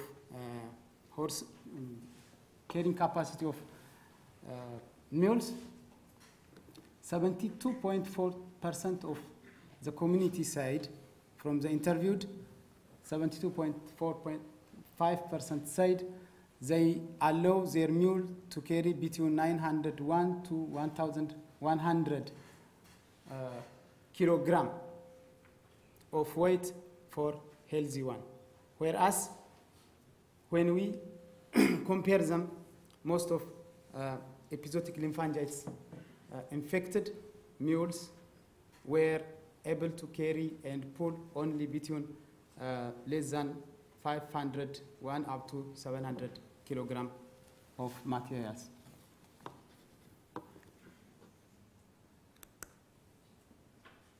With regard to treatment, Yeah, owners' experience during the interview, the experience of owners on episodic lymphangitis from 109 individuals, 74.3% has they encountered this disease in their life at least once. They know 81 of them know the disease has passed through their life. And from them, 19 or 23.8% has told us, has reported us that days within 3 months or abandoned or out of use during the 3 months period of time after the infection has occurred. Treatment cost. They choose government, private, and the donkey sanctuary treatment schemes. Then what they said is in the government clinics, they pay 60 per episodic lymphangitis case for 4 consecutive days, whereas in private veterinary clinics, they pay up to 200 per episodic lymphangitis for the same 4 consecutive days. Even though out of them, there was no one respondent who said the treatment outcome using these 2 institutions, the private one and the government, has got a very curative or a positive response regarding the treatment outcome of episodic lymphangitis. The Donkey Sanctuary Ethiopia estimated cost for 4 weeks of consecutive treatment of episodic lymphangitis has got about 579 per, which is very, the disease has got its own chronic nature and unable to get effective treatment within a short period of time. This leads for cart mules to suffer a lot and to work within a pain for a long period of time.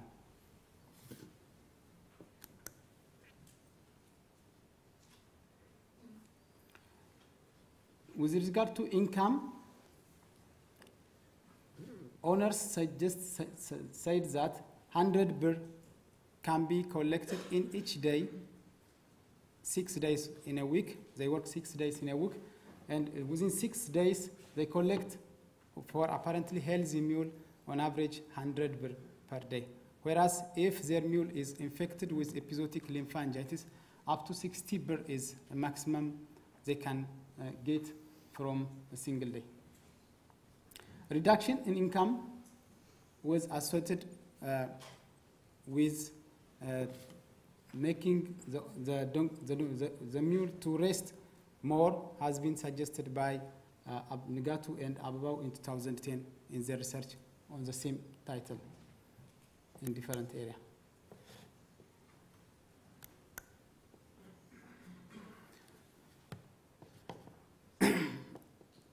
Yeah, the cost of purchasing of a mule is about 2,500 birr, which is after 2 years it becomes 3,750 birr.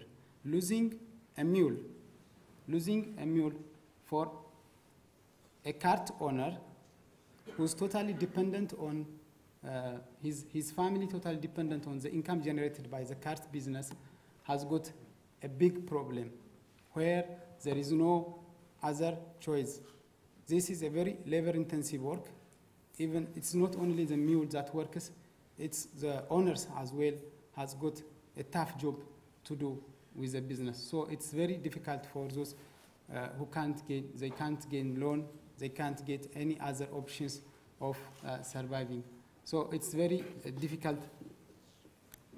This is, with regard to the social aspect, about 48% of the owners said that if they have their mule infected with this disease and working, they face neglect, hate, and criticism from their friends as well as from the community.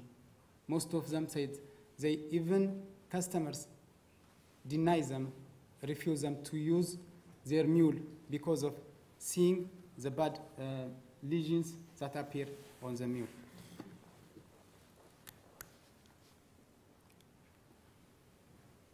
With regard to the knowledge, of owners on the disease, on the nature of the disease, their identification, the causation, the seasonal nature, the effect on the mule and the effect on their life, has shown that they have a little gap. With regard to the identification and cause of the disease. When they identify the disease, they said it is only by lesion appearance. They identify it through the lesion, and they classify the lesion based on their characterization as male and female. This makes our intervention very difficult. They think that when the category is as male and female, the disease, because of its lesion appearance, they think that the female lesion type is not curable, whereas the male type is curable. So it is advisable, it is important to make them aware, to make them really understand how the nature of the disease appears and the causation as well. And with regard to the effect,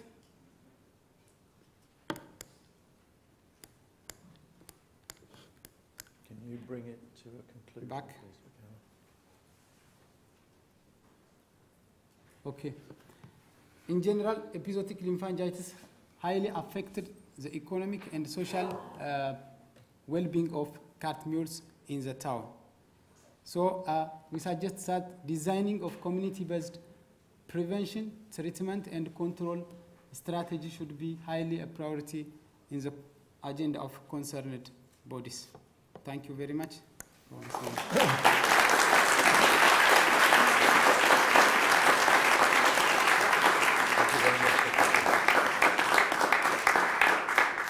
Thank you very much for that. You'll be able to ask questions of the speakers during the breakout sessions, coffee, or lunch break. So please make use of that opportunity. We're now going to have a break for coffee until 10:40, when we will return to this room. Coffee will be served in the Moore building, which is next door. There will be people to guide you there and guide you back. While you're having your coffee, could you make use of the time to identify where you'll be going in the breakout groups? You can tell which breakout group you're going to, because when you've got your opening pack, there'll be a colour code, or if you look at your badge of identification, that has a colour code on it as well. When you're across having coffee, you'll see the various rooms with colour codes. And so if you can identify those, then that'll speed up the process of when we go out into the breakout groups. So have a cup of coffee, and can I see everybody back at 10:40, please? Thank you.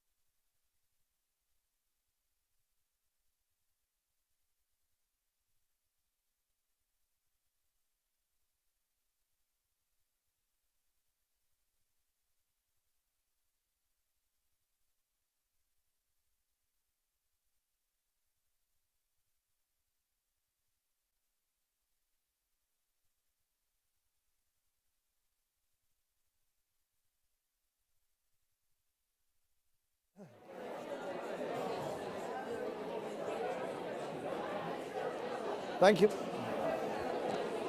Thank you. Thank you very much. Thank you, ladies and gentlemen.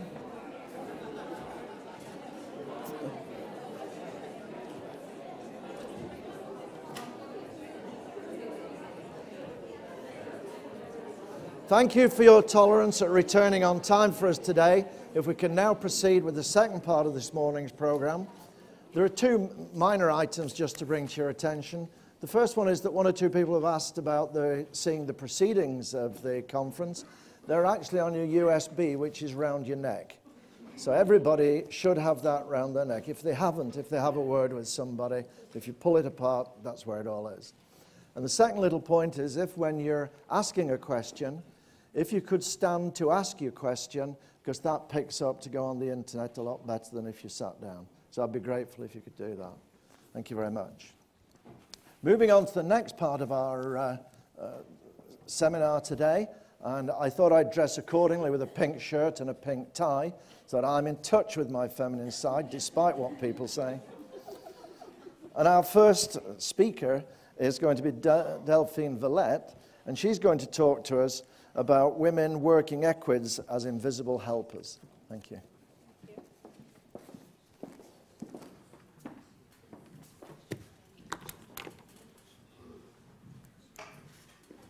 Good morning, everyone. It is my first colloquium, so I feel a bit like a newbie, so be gentle with me.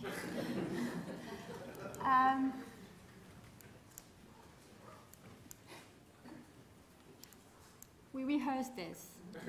Oh.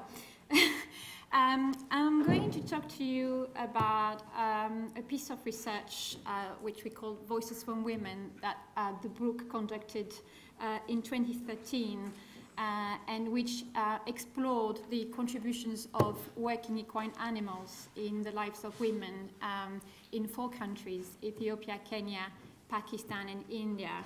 I feel very proud of this project because I think it was a bit of it's one of a kind for the book. It was the first time the book was conducted this kind of research. So I'm very pleased that I'm able to share it with you today. Why the research? Well, the research was basically about making invisible helpers, i.e. the working equids, visible. And the way we chose to do that was by using a gender perspective.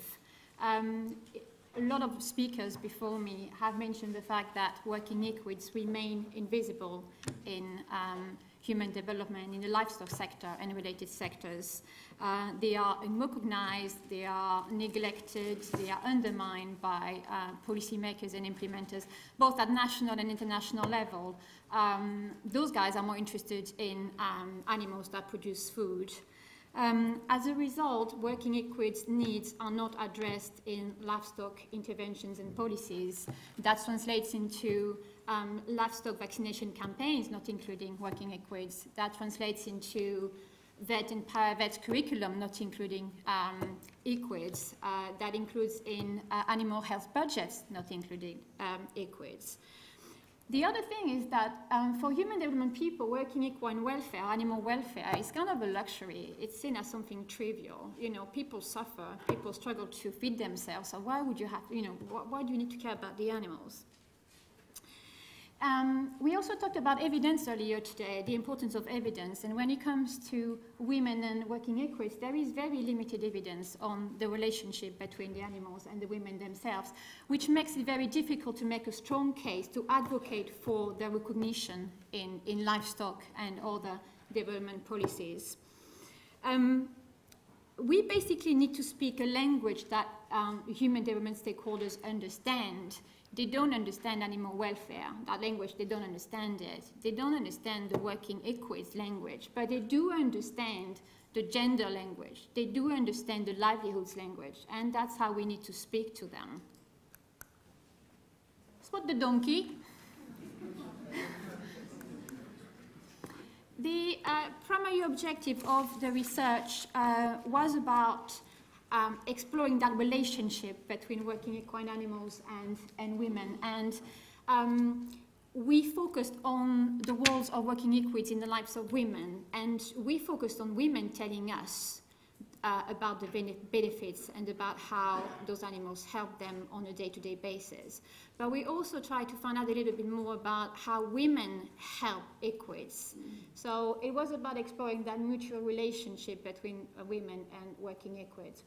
And we also wanted to consider the impact of having a sick donkey or a dead animal on the lives of women. The methodology was very much qualitative in nature. We conducted focus group discussions and individual interviews. We had 22 focus group discussions, so in those 4 countries, and that represented 259 women from male and female-headed households who participated.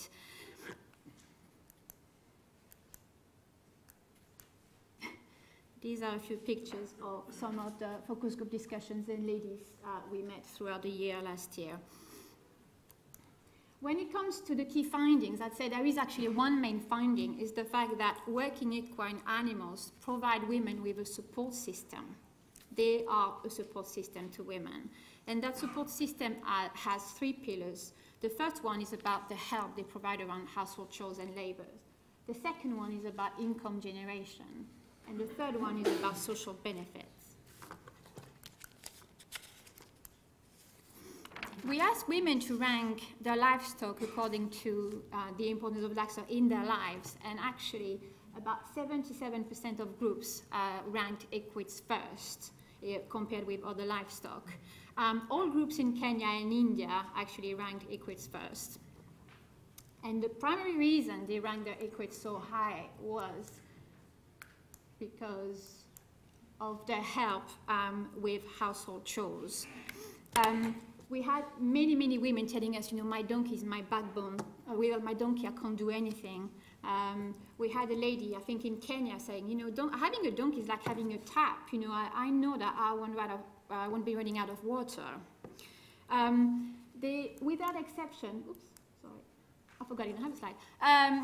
Without exception, all groups highlighted the positive differences that working equids made in a day-to-day life. You know, it's about helping with carrying firewood and water, household goods, but also helping with carrying food for other livestock, because women are usually in charge of keeping other livestock. So the donkeys, you know, carry water and the feed for the other animals.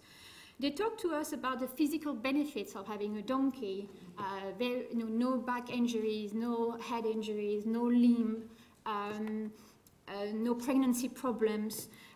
They talked to us about the time saved, and Joy kind of touched on that earlier. You know, it takes an hour and a half to go fetch firewood instead of 4 to 5 hours if you don't have a donkey, and as a result you have more time to care for your children as well. And for women who breastfeed, this is particularly important because children or babies can get that access to nutritious food. The second reason that women kind of ranked equids very high was because of the income generation side of things.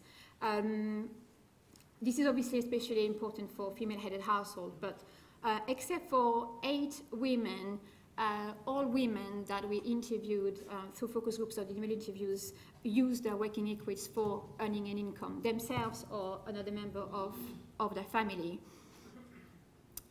The main advantage of working equids in terms of income generation is the fact that they earn an income daily. It's cash, it's disposable. If they need something, they can use the cash. They're also flexible. They can do one or more types of work. You know, they can transport people for a fee, they can transport goods for a fee, and the type of work they do can vary according to the season. Some will work in break-ins for 6 months, and then we'll move on to some other work. The income generated by working donkeys literally pay for every single expense in the family, ranging from the food, school fees, medical care for the people, but also medical care for all the livestock, or actually buying all the livestock. A lady called Lucy in Kenya told us, you know, she thought of her kid as the child of a donkey because she had paid for her maternity fees using the income from a donkey. She was feeding and clothing a baby using the income from the donkey. Dorcas in Kenya was thankful for her donkey because it educated her son. So they do pay for everything in a household. The third pillar of that support system is about increasing women's access to community opportunities, economic opportunities, social opportunities. Women are able to join social group or women's groups that require payment of a monthly fee, so they use the income from the equities to access those groups. Those groups are critical for women in enabling them to contribute to communities' life. It can be building a school, for example, or contributing to a funeral or wedding. And as a result, not only do they get pride in helping, but they also get a lot of respect in the community. Those groups also enable women to build the knowledge on how to take care of their animals, how to take better care of their animals. And they then use that knowledge and disseminate it to other members of the community. So women have a knowledge that then they use to educate other people. And as a result, that makes them agents of change. They also lend their donkeys, I mentioned, in terms of needs. There is an emergency, if a person needs to be taken to the hospital, they will lend their donkeys for free, and as a result, they build that respect in the community. The problem is, what happens if the support system breaks down? It's devastating. The consequences are terrible, and I think women across the board were very emotional when we started talking about the impact of a sick or dead animals in their lives. A lady said, no donkey means no income means no food. Our lives are dependent on the donkeys. If we don't take care of their needs, our family cannot survive. Some of the strategies they have to adopt include cutting down on meals, switching nutritious foods to, basic foods, getting kids out of school, dropping out of the social groups, so they lose that critical bond or that critical link with the communities, and reducing general household expenses. They have to carry the heavy loads themselves. So women told us that they're limping now because they've had to carry heavy loads for years and years. A lady lost a baby as a result of carrying heavy loads. But it also impacts on other sources of livelihoods involving livestock. Because the donkeys primarily carry water and animal feed for the livestock, if the donkey is not able to do that, those other livestock don't get access to the water and the food that they need. And it can have an impact on things like milk production, for example. But women can help. Women as agents of change. I have met so many assertive, confident, engaged, passionate women. It was the most amazing project. They want to help. They are the ones who care for the animals, but they do not have access to knowledge. They don't have access to the education. And as a result, they can't do as much as they would like to do. So they want to know more, and they want to advocate for good, equal, and welfare. And I remember a few ladies in Kenya that were like, we want to help. Tell us what to do. We're here. Tell us what to do. We will help. The research the main point of the research is the fact that working equids are vital assets for women. They often refer to them as additional limbs of the body or an additional member of the family. A woman was saying a sick donkey is like having a broken leg. You can't do anything. We have to listen to what women have to say. Making decisions on programs or policies based on assumptions is not the way to go. Women need to have a say about interventions that kind of seek to empower them around livestock ownership. And working equids perform unique livestock functions that other livestock don't perform. A cow doesn't carry firewood for a lady, or maybe very rarely. So as a result, they are unique. We will be using the research for advocacy purposes, and that was the primary objective of the research, was to compile evidence to try and convince decision makers to pay more attention to working equids. For research, we need to increase the evidence, and for programmatic purposes. And for the group, this research was really an eye-opener as to the fact that we're missing a trick by not engaging women in some of our programs. So we are actually doing that kind of thinking exercise or reflection exercise now, because we know that we need to do more and we need to engage women a lot more. Obviously, the research wouldn't have been possible without the ladies who agreed to spend a lot of time with us. And I also want to thank the brilliant research teams in country programs and my colleagues in London for the support around the research. I wish my presentation could have been all about the quotes that we got from the research. We have a report which is basically 90% of the quotes that the ladies told us. But I wanted to finish with one of them, which I think is a good example of how meaningful and how important donkeys are for women. This is a quote from Lucy in Kenya. "The donkey affects each and every aspect of my life as a woman. On a typical day, the donkey fetches water, which I use to do the laundry, to do the dishes, to clean the house and for bathing. It also fetches sawdust, which I use to cook all meals. Then I hire it out and it brings in income on a daily basis that I use to buy flour for the evening meal. In other words, I eat, drink, dress, live off the donkey, and also as a woman and one not employed, I work hand in hand with the donkey. Basically, the donkey is like me, but to plainly put it, the donkey is me." Thank you very much.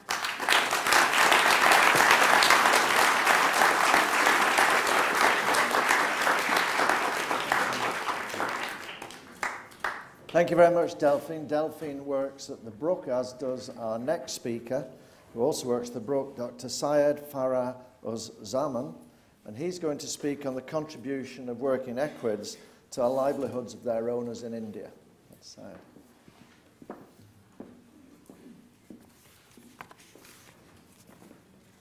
Thank you, Chairman.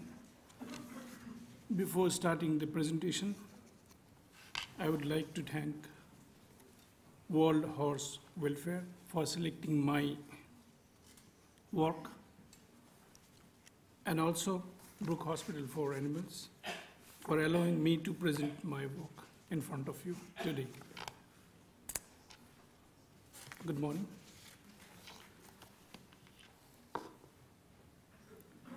I would like to present a similar type of presentation like the previous one, but in this we would like to present more about the quantification of contribution in terms of income, in terms of cash, and in terms of other assistance.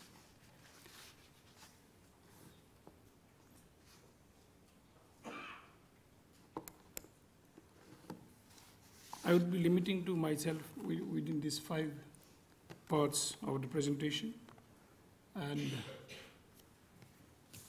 wherever possible would like to discuss, because there is not much of time.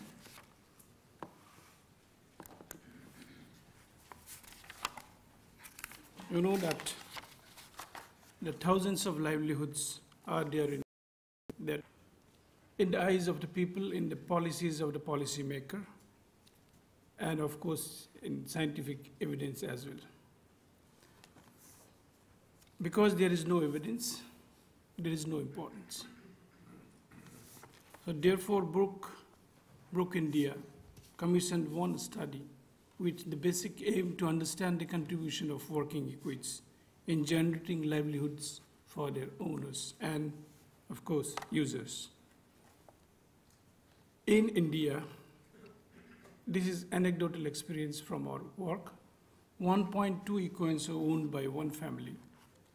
And these 1.2 equine, they have to earn enough money for a family of 6 to 7 in size. This is the need. This is what we call as rural need. India is a vast country, but equine population is not that vast.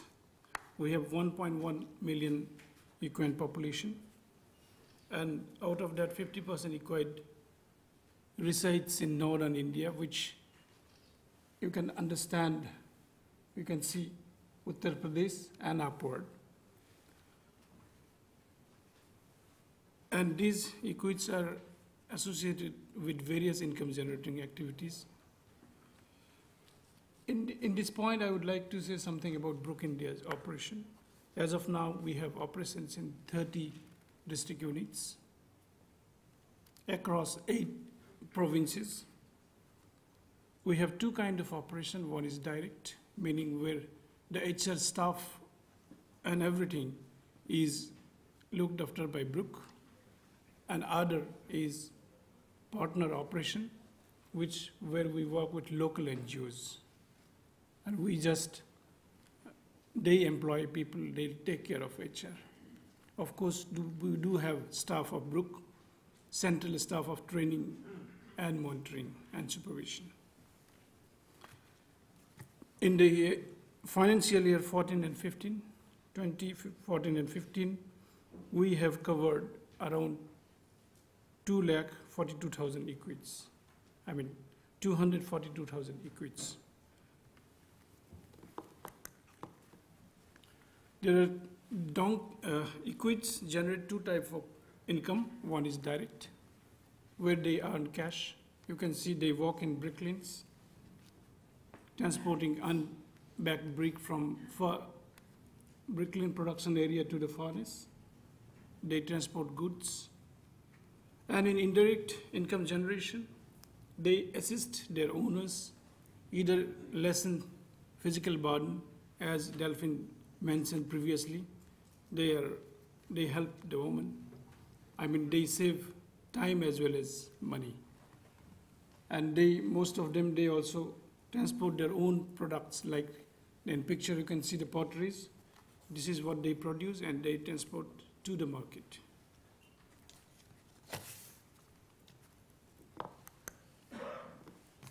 Methods.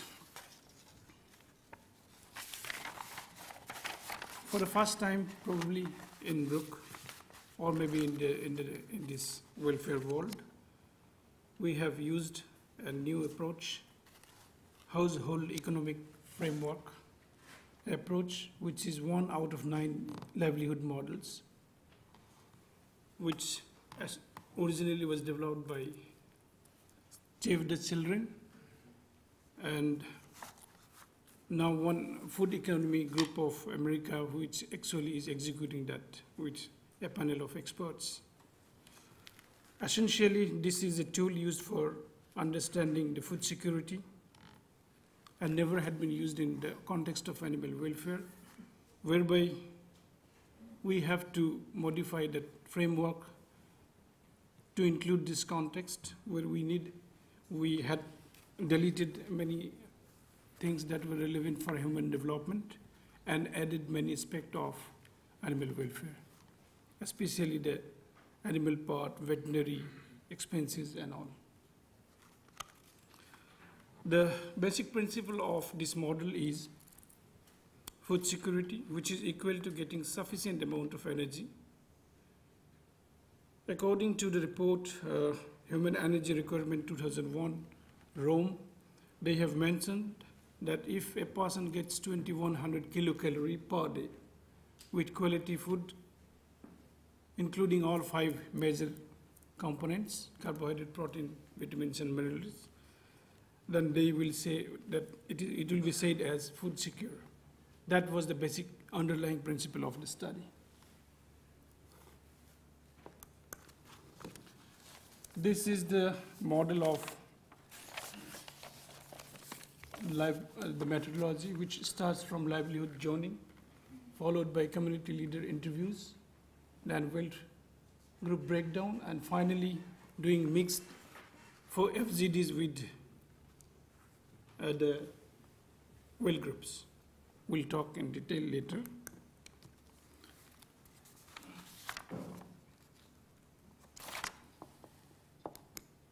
Yep. We had identified 5 well groups. Out of that, 3 were very relevant to our work, which is with owners, landless people, and small landholders. And the study aimed to understand the sources of food, whether they produce or purchase, sources of cash, whereby they get income, from equine, from non-equine, what are debt, and the expenditure, how they spend the money they earn from equine. And then we have analyzed this data in field as well as in the office, in between the study, because there is a way in this framework where we can correct in between, because the equation, if somebody says that they have a lot of food, but that food is not equal to 2100 kilocalorie, that means we need to probe more. It is not really correct. That is the system, checking system. Let me start a bit detail about livelihood zoning. This is almost similar to agroclimatic condition of a province. In the state where we conducted the study they have 7 agroclimatic zones, and agroclimatic zones are very similar to livelihood zone. Only in livelihood zone they stress more in the income generation activities. And the first part, the gray areas, that is the Uttar Pradesh, where our study was limited to. And we have covered 2 districts from that state. And livelihood zoning was the first step. Then we selected 2 districts. And inside 2 districts, we have identified well group.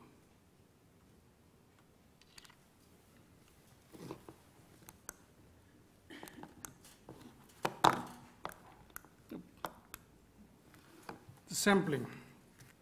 Our study was, as I said, limited to 3 relevant groups in northwestern wheat and sugarcane zone. The name indicates that they have major crop produced is wheat and sugarcane. Sugarcane is an annual kind of crop where there are a lot of labor works are required.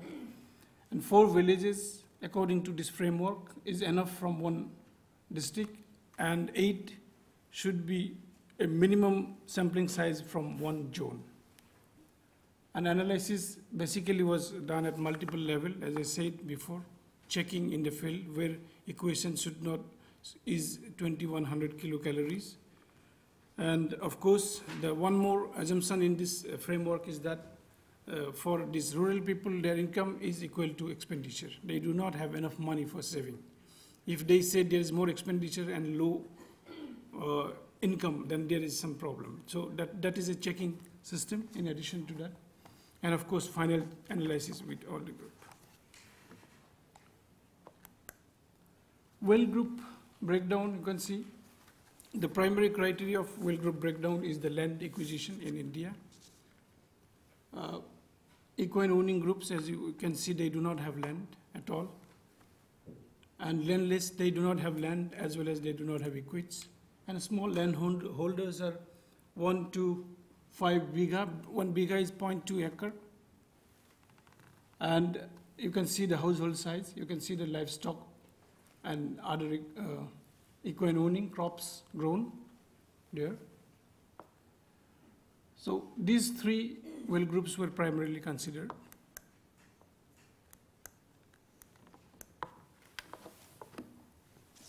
In addition to that, we discussed about livelihood strategies, how they get income. I mean, through equine, through working in the sugarcane field, or remittance from some of the relatives, or taking loan. That is the strategy. And coping strategy is like how they do if any equine dies. How they manage to live if there is flood. How they manage to live if somebody of their family is weak. They cannot get the equine to work. So this also was the part of the FZD.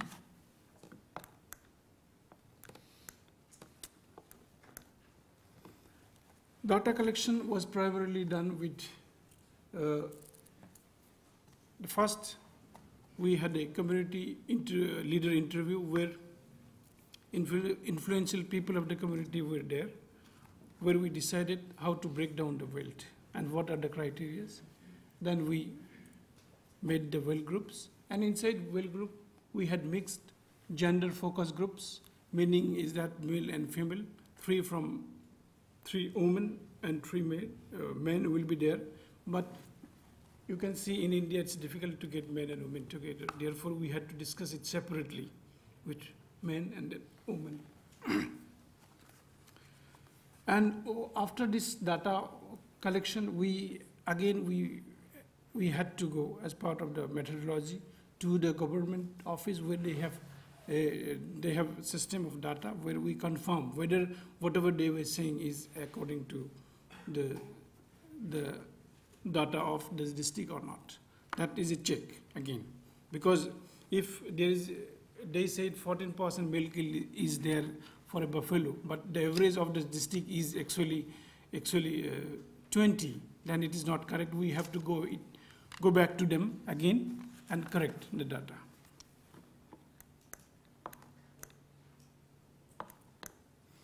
Result, you can see equine owners considerably earn more than other livestock, other landless and land-owning poor communities, mainly through self-employment. In this regard, self-employment is getting the work from the equine for generating cash, either in bricklines or in the transporting goods or other. Working equids generate 80% of their income, and rest 20% is from array of other activities, 10% from selling milk. Equine owners do have a buffalo or a bovine most of the times, and they sell milk after consumption. 5% from working in the sugarcane field, because it's an annual crop. There is a lot of labor work during June and July. And remaining 5% is from other activities like pottery sales and remittance and from other.